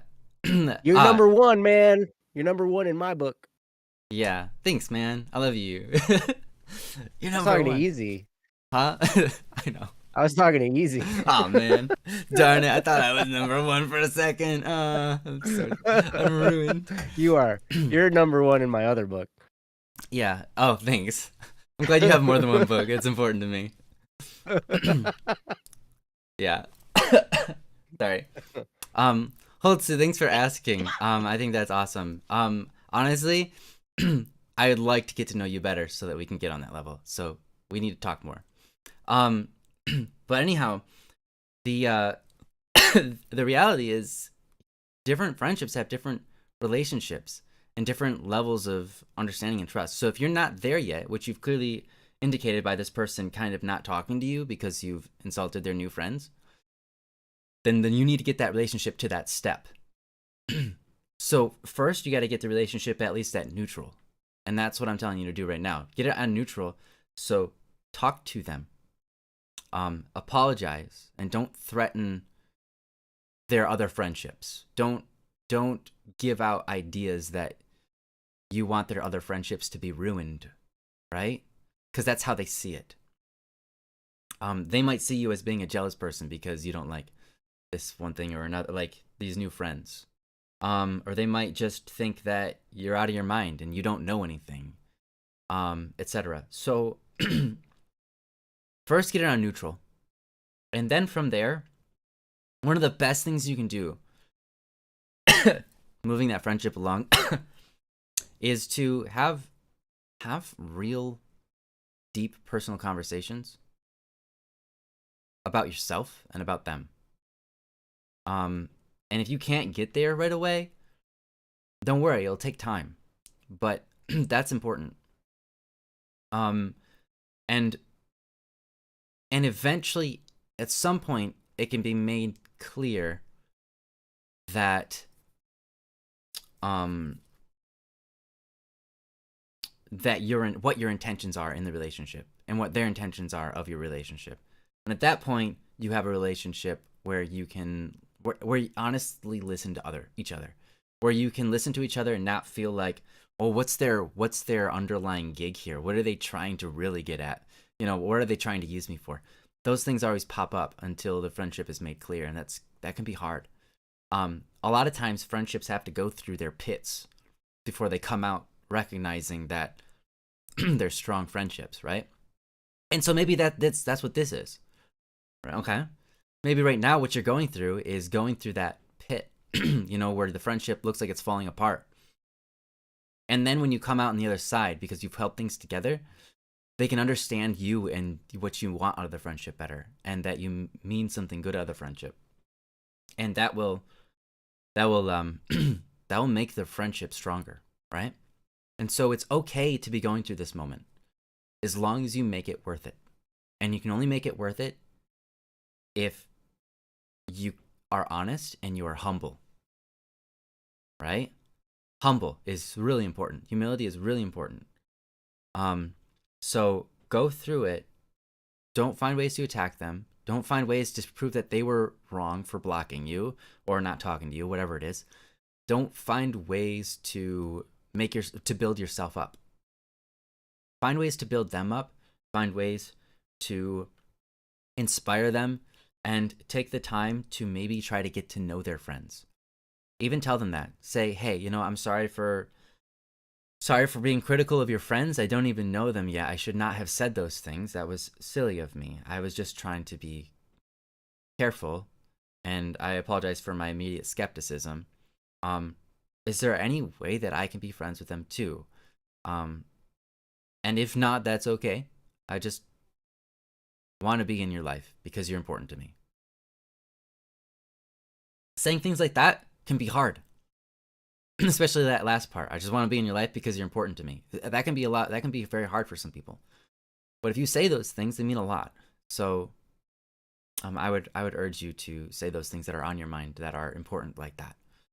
But anyhow, that's what I got to say. I know I said it multiple times, probably in multiple different ways, but I hope it makes sense, and I hope that it's useful and helpful. Let me know if it makes sense to you. But with that, I'm gonna perhaps give it over. Joe, did you have anything else you wanted to add? I really don't think so. I mean, Okay. we got somebody said the word Mary in the chat. Now I'm all triggered. Uh-oh. Thanks, Beyonce. Uh-oh. So the last time somebody bought me something online, they were trying to marry me or something. Be careful out there, kids. I'm like, yeah. Yeah, fair enough. Oh, nah, yeah. You've been around long enough to know. No, I'm just kidding. That's great. No, Was it? I think. Was it me? Was it me, Nyansai? Hey now. Hey Let's now. just. Everyone calm down. Everyone calm down. Everybody just take a pill. All right. Chill and pill out, man. Like a Christmas song. No, it's all good. I'm gonna make a Thanksgiving song because there are no Thanksgiving songs. Oh yeah. Yeah, but yeah, you have to make one for. You have to make one from America. You have to make one for Canada. You have to make one for China, I think. You have to make one for Denmark. They have a Thanksgiving too, I think. I only have to make one for me. That's true, Joe. All right, thank you so much, Alex. Okay, I'm sorry. I don't want to marry you, but I don't want to marry anything. That's right. And that's true, Joe. That's true of you. See, Alex, thank you so much for being with us, and we hope that it was helpful. Yes, please keep us up to date, and thank you so much. We wish you the best. Yes. Thank you for that topic. I really hope that we were able to be helpful and insightful and everything. Man, now we're talking about marrying boyfriends and stuff. My goodness, this show has gone off the rails. I quit. Princess, you're taking over. Oh no. No. That's great. Well, sorry. To avoid this, let's go to the next topic. It is titled, "What is Marriage?" It's by... No, I'm just kidding. I'm totally kidding, Joe. There's not a topic like that. Don't worry. Hey, we can talk about it all you want. I'm just gonna be jaded. We have a topic from Hatsu or an anonymous that we should do. Okay, Hatsu, how well, awake we have are you feeling? time. Yeah, let's do. Hatsu, are you feeling awake enough for us to do a topic for you? Or do you want to wait till next time where you're a little bit more awake and we can do it earlier in the stream? Let me know immediately, or I will be mad at you We And by did. that, I mean Wow. I'm Look at it. lying. Man, we put Would the never. word out for topics and you guys put in some topics. Delivered. You Thank guys you are so awesome. much. We love You you. guys are so awesome. I'm awake. Hatsu is awake. And I hyper. I'm Awesome. awake. Hyper. Okay. Perfect. Well, Oh, and it's timely. It's about Christmas present stuff. oh, that's timely. If anything was more timely, I would be impressed. This is quite timely. So, Ash, why are you apologizing Oh. to me? Ash, don't You didn't say ever, anything about romantic stuff. don't you You ever saw, apologize you to Joe talked about, unless he did something wrong. yeah. Wait. Don't you Don't dare apologize to ever. Joe unless he did something wrong. No, not unless Joe did, unless someone did something wrong to Joe. Jeez. Oh. Yeah. You mentioned your dream in the chat about how you dreamt I was Santa. Oh, that's awesome. Are you sure it wasn't? Are you sure I wasn't Satan? Because that's almost Saint Santa. Nick. Saint Nick. Santa. Santa, if you just Saint flip Nick, around a Satan. couple letters, it's Satan. I see it now. Mm-hmm. Uh-huh. Mm-hmm. Topic? Mm-hmm. Let's do the topic. Just like love backwards is evil. Evil No. spelled really wrong. It's spelled wrong. Yeah. And hate spelled backwards is ite. Whatever that means. Ite.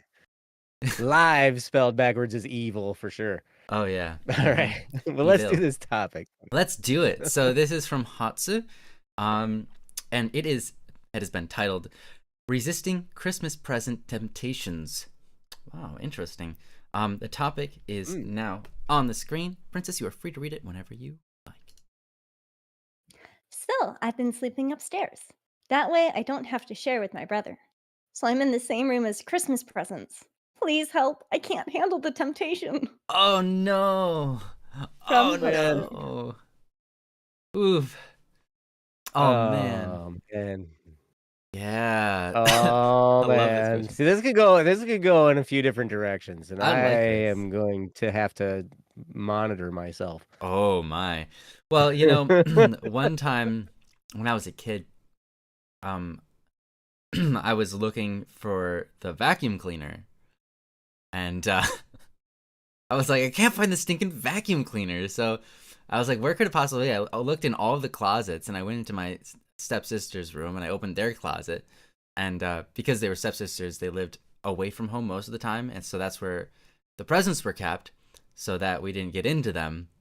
And yeah, it was like the 2 days before Christmas or something. Open the door, and I just like, presents. What? And I didn't touch him. I just told my brother, and then he made me tell my mom. He's like, you have to tell mom. And I'm like, I didn't do anything wrong. He's like, you have to tell her. And I was like, no, I found the presents, mom. He's like, okay. I don't care. We're like, okay, phew. But anyhow, unrelated story. Yeah, that's rough. Temptations. I really like this topic. This is a fun topic, and I'm happy. So I'm looking forward to see what Joe has to say about it, because this is a good one. Joe, it's your turn. Take it away. Oh man, okay. Let's see. So, here's the thing. Do you want to spoil the surprise for yourself or not? That's the real question. You're not going to be able to use it until you open it on Christmas Day. Let's just be bottom line truth, okay? No matter whether you know what it is or not, if you open it now because you're in the room with it, and I know the temptation. I know. We used to be so sneaky, man. Me and my brother, we'd go we'd get up, we'd stay up, and we'd sneak out of our bedrooms, and we'd go to the Christmas tree, and all the Christmas presents are under there, and they're all wrapped and everything, right? And so I'd be like, okay, dude, go get the Scotch tape. And so he'd go get the Scotch tape, and then we'd have a little razor blade, right? And we would cut the tape, and we would make sure we had a piece of tape the same size as the piece of tape we were cutting, and we'd cut the tape and we'd open the present and we'd sneakily pull it out and be like, oh my gosh, that's exactly what I wanted. And we put it back, and then close it back up and then put that same exact little piece of tape right exactly over the spot so nobody ever noticed. It didn't get us anything. Didn't get us anywhere good. Yeah, because It then was what? like Then the Christmas morning is all an act, and that's a whole right, deal to put up with. exactly. That Yep, sucks. exactly. And so then we had to put up an act. We had to be like, or maybe I think one year it came out. We're like, yeah, well, we knew. And then it was like, oh well, that kind of smack in the face to the person who gave us the present. There was another time we were snooping around for presents, and we found some before they were wrapped. And my parents found out about it. That they found out that we saw what they got us before they were wrapped. And so they knew it wasn't going to be a surprise or whatever. And so then we didn't get those gifts that Christmas. We didn't get those gifts the next Christmas. Wow. We got those gifts like 2 Christmases later, and we weren't even into that thing anymore. So it wasn't any fun anymore. And so we wrecked our entire lives with that. Our whole lives are messed up at the way. Like, and I'm 29 for like the 29th time, and it's still. I know, like it's crazy, man. And so, like, actually, I'm 18 now. I've gone backwards. You missed a whole lot. Yeah, wow, you're 18? I missed a long 18. time. Yep, I I'm haven't 18. been here for a Started while. going backwards. I might actually be 17 now this week. I'm not sure. Wow. If Joe was here, he'd be able to tell you. And he's an Wow. accountant. You can trust his numbers. That's true. Right? That's true. So, but, yeah. So I mean, but here's the thing: if you open them and get all sneaky and you find out what they are, it's it might feel cool in the moment, but then Christmas morning you're gonna have to put on an act of how you're surprised. Or you may be excited about it, and so it might not be much of an act because it might be that exciting of a thing. But really, I'll tell you what. This is a principle of life, actually. The actual, like if you look at the climax of opening a gift and receiving it, and like that moment of joy, that surprise and wonder and all that kind of stuff,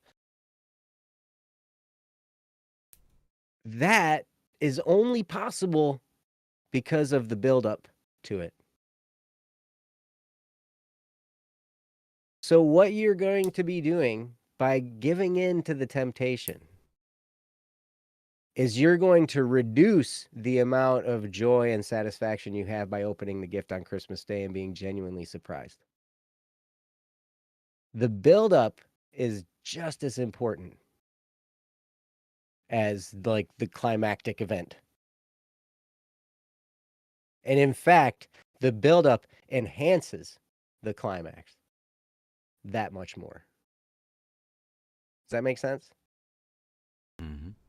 So it's like that moment of when you have that present and open it and all that kind of stuff. I mean, the buildup plays a part in that, and you'll rob yourself of some of the joy there if you give into the temptation. So really, you're just going to rob yourself. And I know this from personal experience because I did it.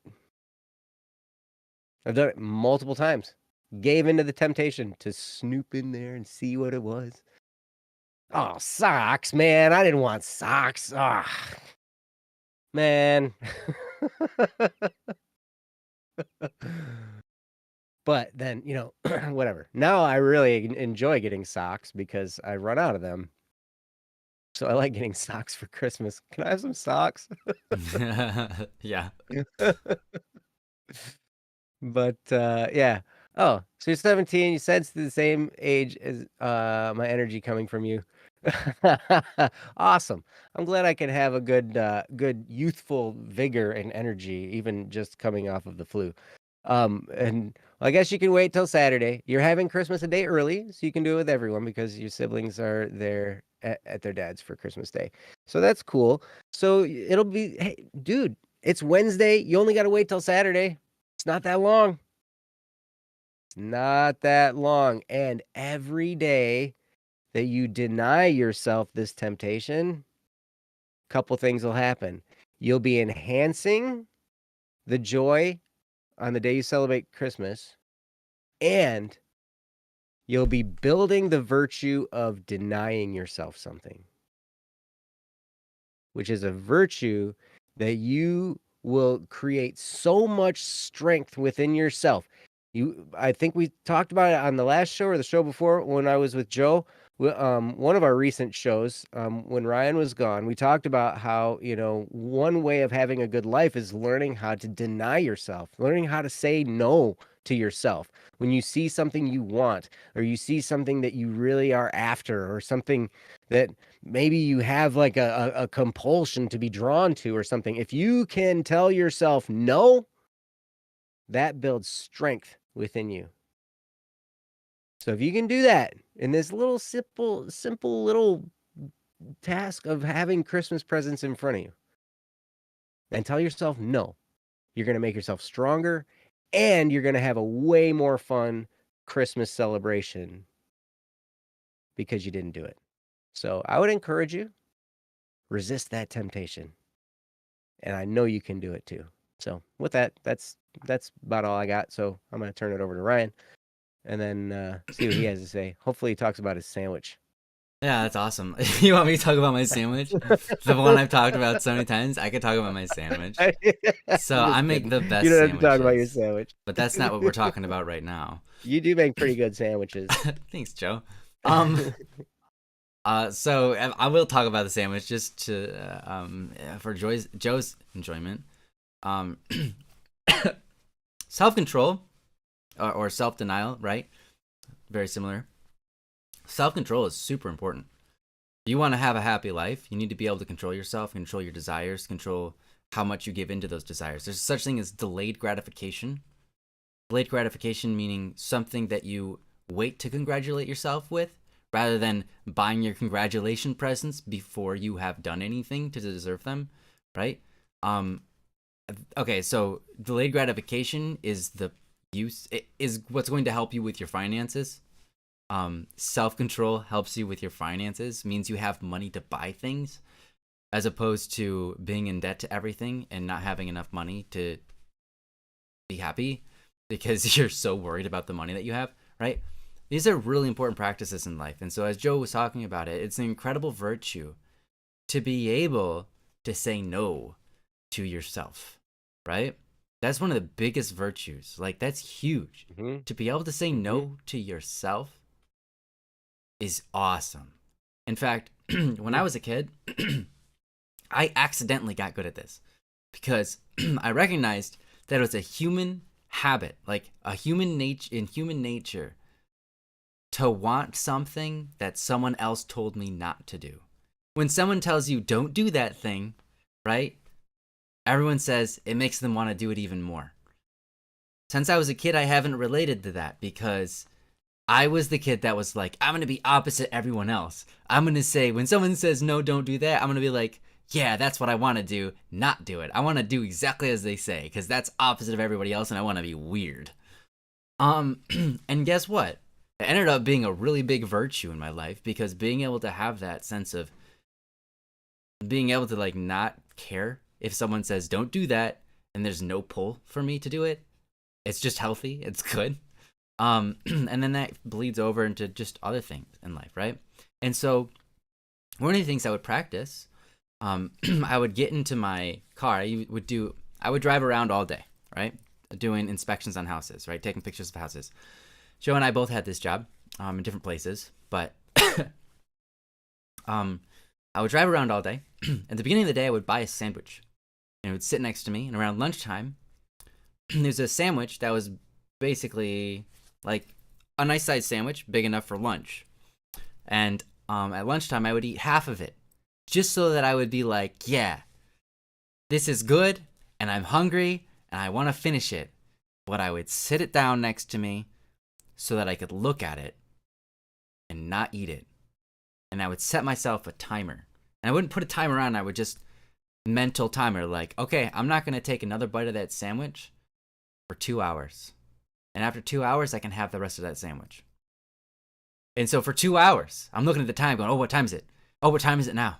Oh, what time is it now? Okay, yeah, all right. I'm still hungry for it, you know? And after 2 hours, then I would eat it, right? And that, the satisfaction I got from eating that sandwich while listening to my own rules was way bigger than the satisfaction I got out of just eating it whenever I wanted. Right? It's true. Like, that the sandwich was so much more satisfying emotionally and somehow physically. It just was so much more satisfying to force myself to wait and listen to my own rules and follow them and then eat the sandwich.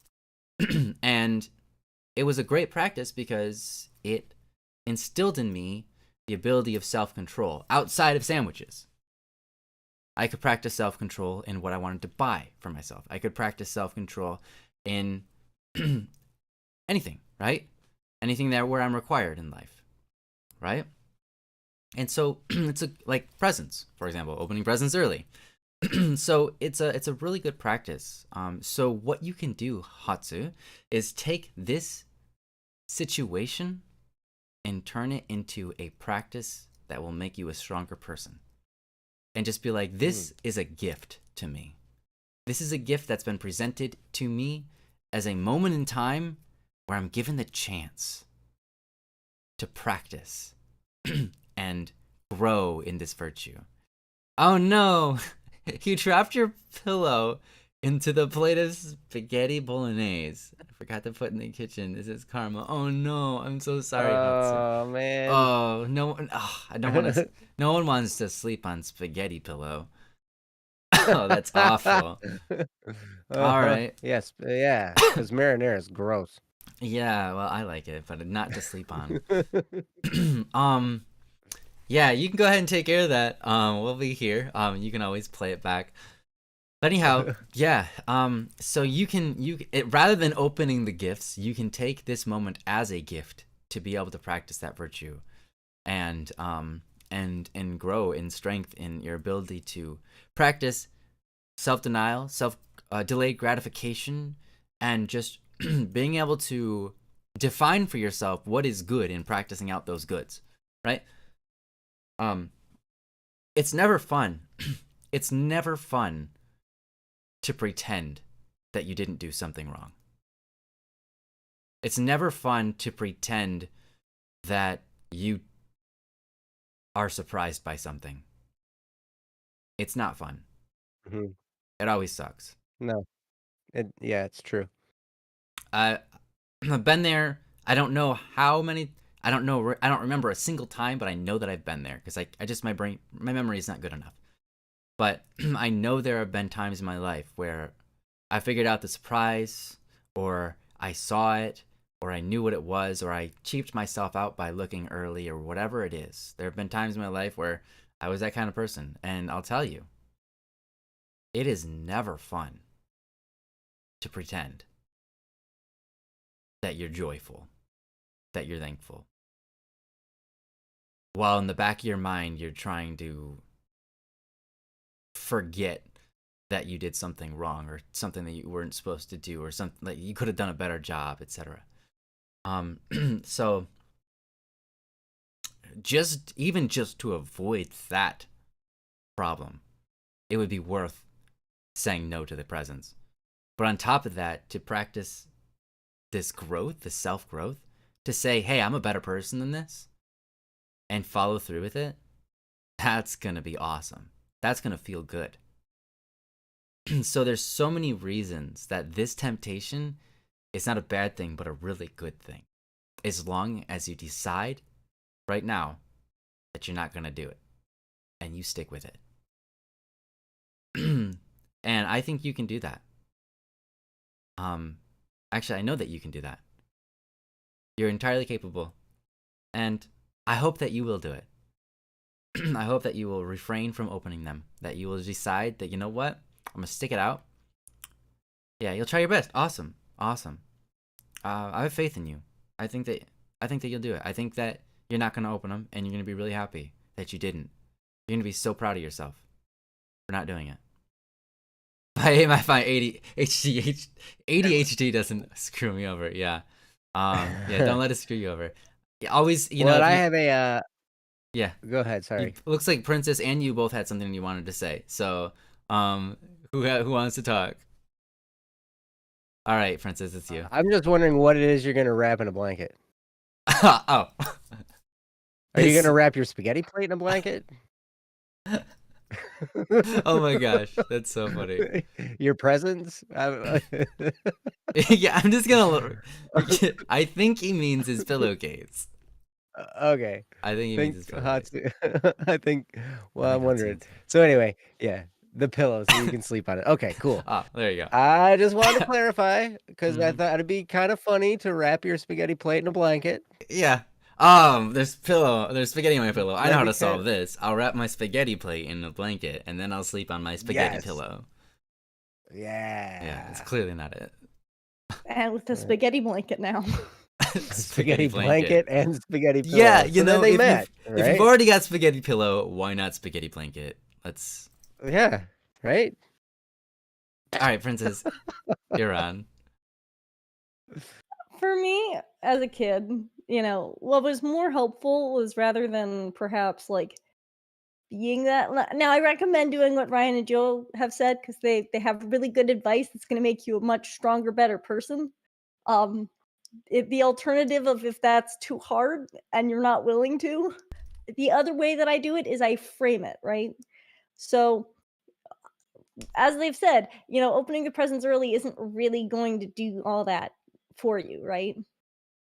And so for me, what I often try to do in my head is if I have something that I want to do, I'll try and flip what my goal is. So rather than having my goal be to open my presents, I'm going to have the goal be I'm the protector of the presents. I'm in the room with the presents so I can make sure nobody else has a ruined Christmas because they can't hold their own temptation. I can help be that barrier to help them have a good Christmas I like and be the that. protector of the presents. Because I find that's a little easier than just being like, no, I won't have the presents. Because then it sometimes feels like it's still there. And so I try to transform it into something else. And so that's just what I would do is like, Mhm. you know, That's I'm the really smart. protector of the presents, So Guard those presents. Set traps around them.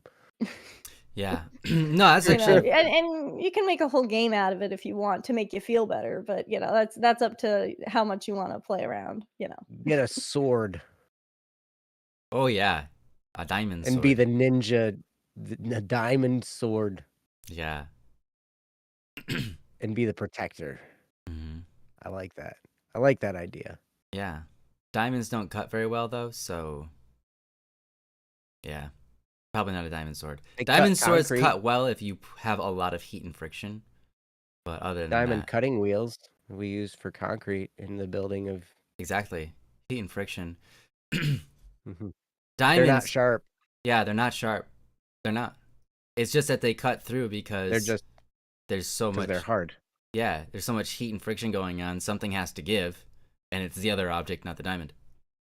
Diamond swords doesn't make any sense because they're not sharp. Right. Yeah, silly Minecraft. That's okay. It's a game. Silly. It doesn't have to be real. Yeah. Yeah, But there I is really- nothing quite that hurts as much as a blunt blade. you're right. That is more hurtful. Uh-huh. But what Princess you said is so great. Change the preface, change the story, because you're right. When you're trying to battle against something, that against is constantly on your mind and luring you in. But if you change the story to like, oh no, I'm here to protect them, now all of a sudden you have no temptation to open them. Your temptation is to protect them from other people. I think that's a brilliant play. Or any play like that. I think that's really smart. Yeah. That is, and that's such a more positive direction than I would have taken it, because I'd have just been like, Christmas presents? I hate Christmas presents. The Christmas presents make me angry. I don't even want Christmas presents. And I'd have to psych myself that way, and then I'd be all bitter. Uh, yeah, see, and for me, I would just be like, no, I'm that weird guy that doesn't do it even though it's there. I'm that one kid in the world that's like so weird that I don't even open the presents in front of me, unlike all the other kids. So I psych myself out Weirdo. by You weirdo. by playing it as in I'm the weird one, and that makes me You're compelled the. to be weird. Yeah, or to It's do the so thing. beautiful. You're so beautifully weird. Thank you.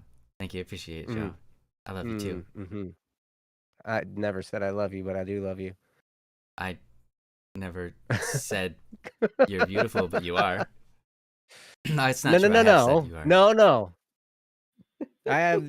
Okay, I might. You might think I'm beautiful, but I have some different. There's a few things. I have this face thing.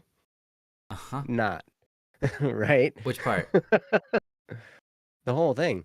Oh no, I like it. I like the whole thing. Whatever. It's Joe. It reminds me of you, which is like something that I just put way up here, just like so awesome. But I'm down here. You're up there. Well, Hey. here, let me Joe, I will fix this. Just you wait. Just you wait. All right? Hold on one moment. I know how to fix this problem. All right? All right. Hold on one second. Boom. You didn't just boom me. Yes. I don't know how I don't know how this happened, but that's not what I was going for. But that's what I got. Boom. But I can't even. You're like way up there. I'm upside down. I wasn't trying to do that. I was trying to flip me 180 degrees, and you just happened to be up there, and it flipped, and it got you Whoa. twice. Whoa. So if I do funky things like this, it might do some cool stuff, right? Yeah, you're tripping everybody out. I Hey, can't even welcome really to the see. Twilight Zone. It's like kaleidoscope. Kaleidoscope Joe. Kaleidoscope Joe. Kaleidoscope. Yeah, Kaleido Jope. Kaleido Jope. Kaleido-jope. Yeah, exactly. Jopascope. Anyway. It's a Jopascope. Anyway, Hatsu. It's getting really spiritual I'm in here. the mushroom forest in the kaleidoscope. Man, Oh, it's like funny. trippy. Nice. Mirrors be like, yeah. Okay. Anyways, sorry about that, guys. That was a bit of ADHD. So moving on. I hope that was helpful for the topic. Did anyone else have anything you wanted to add? I think we covered it. All right. Thank you so much, Hatsu. And I got a second princesses thing. That's a really good flip. That was a great that's flip. way better than just, like gritting your teeth and being like, I'm not gonna do it. Yeah. To flip the narrative a little bit and to redirect your attention. Man, that can be so helpful. Yeah, for sure. I do worry that it won't make you quite as strong as just purely, gutting it through. But I find that that's a slightly easier way to ease myself into that too. Is to Yeah. do that You'll be stuff. less angry. Yeah. Yeah. And you want it to be positive, whatever you flip to. You don't want it to be. I find you don't want it to be angry because then you're going to be angry about it. Then when it comes and it's Christmas, you're going to be all huff a puff. I hate so. Christmas. Because I had to wait so long. Bah humbug. Yeah. Actually, no. Yeah. What Prince is saying is true. It Welcome to the Christmas edition of Don't Worry Wednesday. I hate Christmas. Wow. You sounded like a very specific actor I don't know. I don't know the name of. But anyhow, yeah, it might not build your character as much as gritting your teeth and gritting it out. But putting a positive spin on it and making yourself the protector or whatever it is that you can spin is definitely a lot more sure of a way, and you're not tempted. So Maybe it just builds a different character would be a good way to put it, fair enough. Mm-hmm. I don't know. Yeah.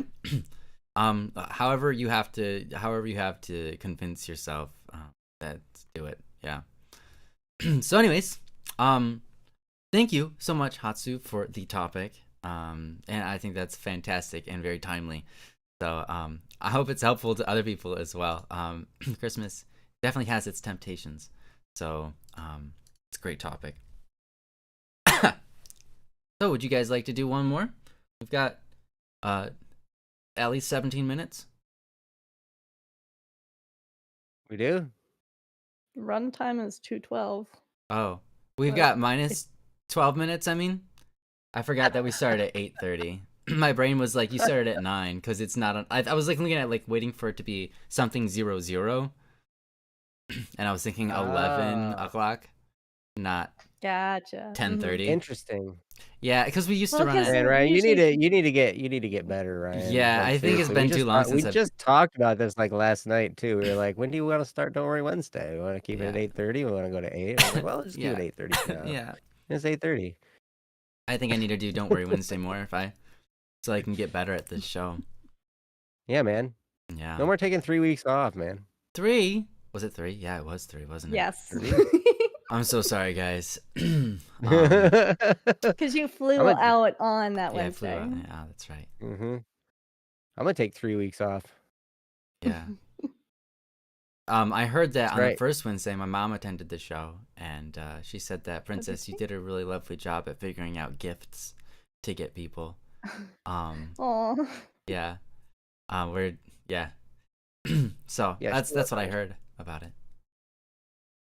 I saw her name. I was like, oh, I know that person. Who? Like in person, like in real life. Your mom. Oh, did she join the chat? Yeah, she was in the chat. Really? Nice. At least for, I don't know if it was the first Wednesday, but Oh, I saw her name pop up in the chat. nice. I was like, hey, Ryan's mom. Ryan's mom. Hey, Ryan's mom. Yeah, she usually doesn't stay Mhm. for long because she's going to bed around this time, But Mhm. But Yeah. that's still super sweet. yeah, it's very sweet. Mhm. But anyways, thank you guys so much for joining us on another Don't Worry Wednesday. Thanks for having me back. It's great to be here, and I hope that you all have a most lovely Merry Christmas, or if you don't celebrate Christmas, holiday weekend, and you thoroughly enjoy Festivus. yourselves and perhaps your family, and that all things go well for you. Mhm. Much love, and yeah, we'll see you next Wednesday. All right. Bye bye. Love you guys. Love ya. Peace. And Merry Christmas. Oh, such a drench. Merry Christmas to you. Merry Christmas to all, and to all a great night. Imagine if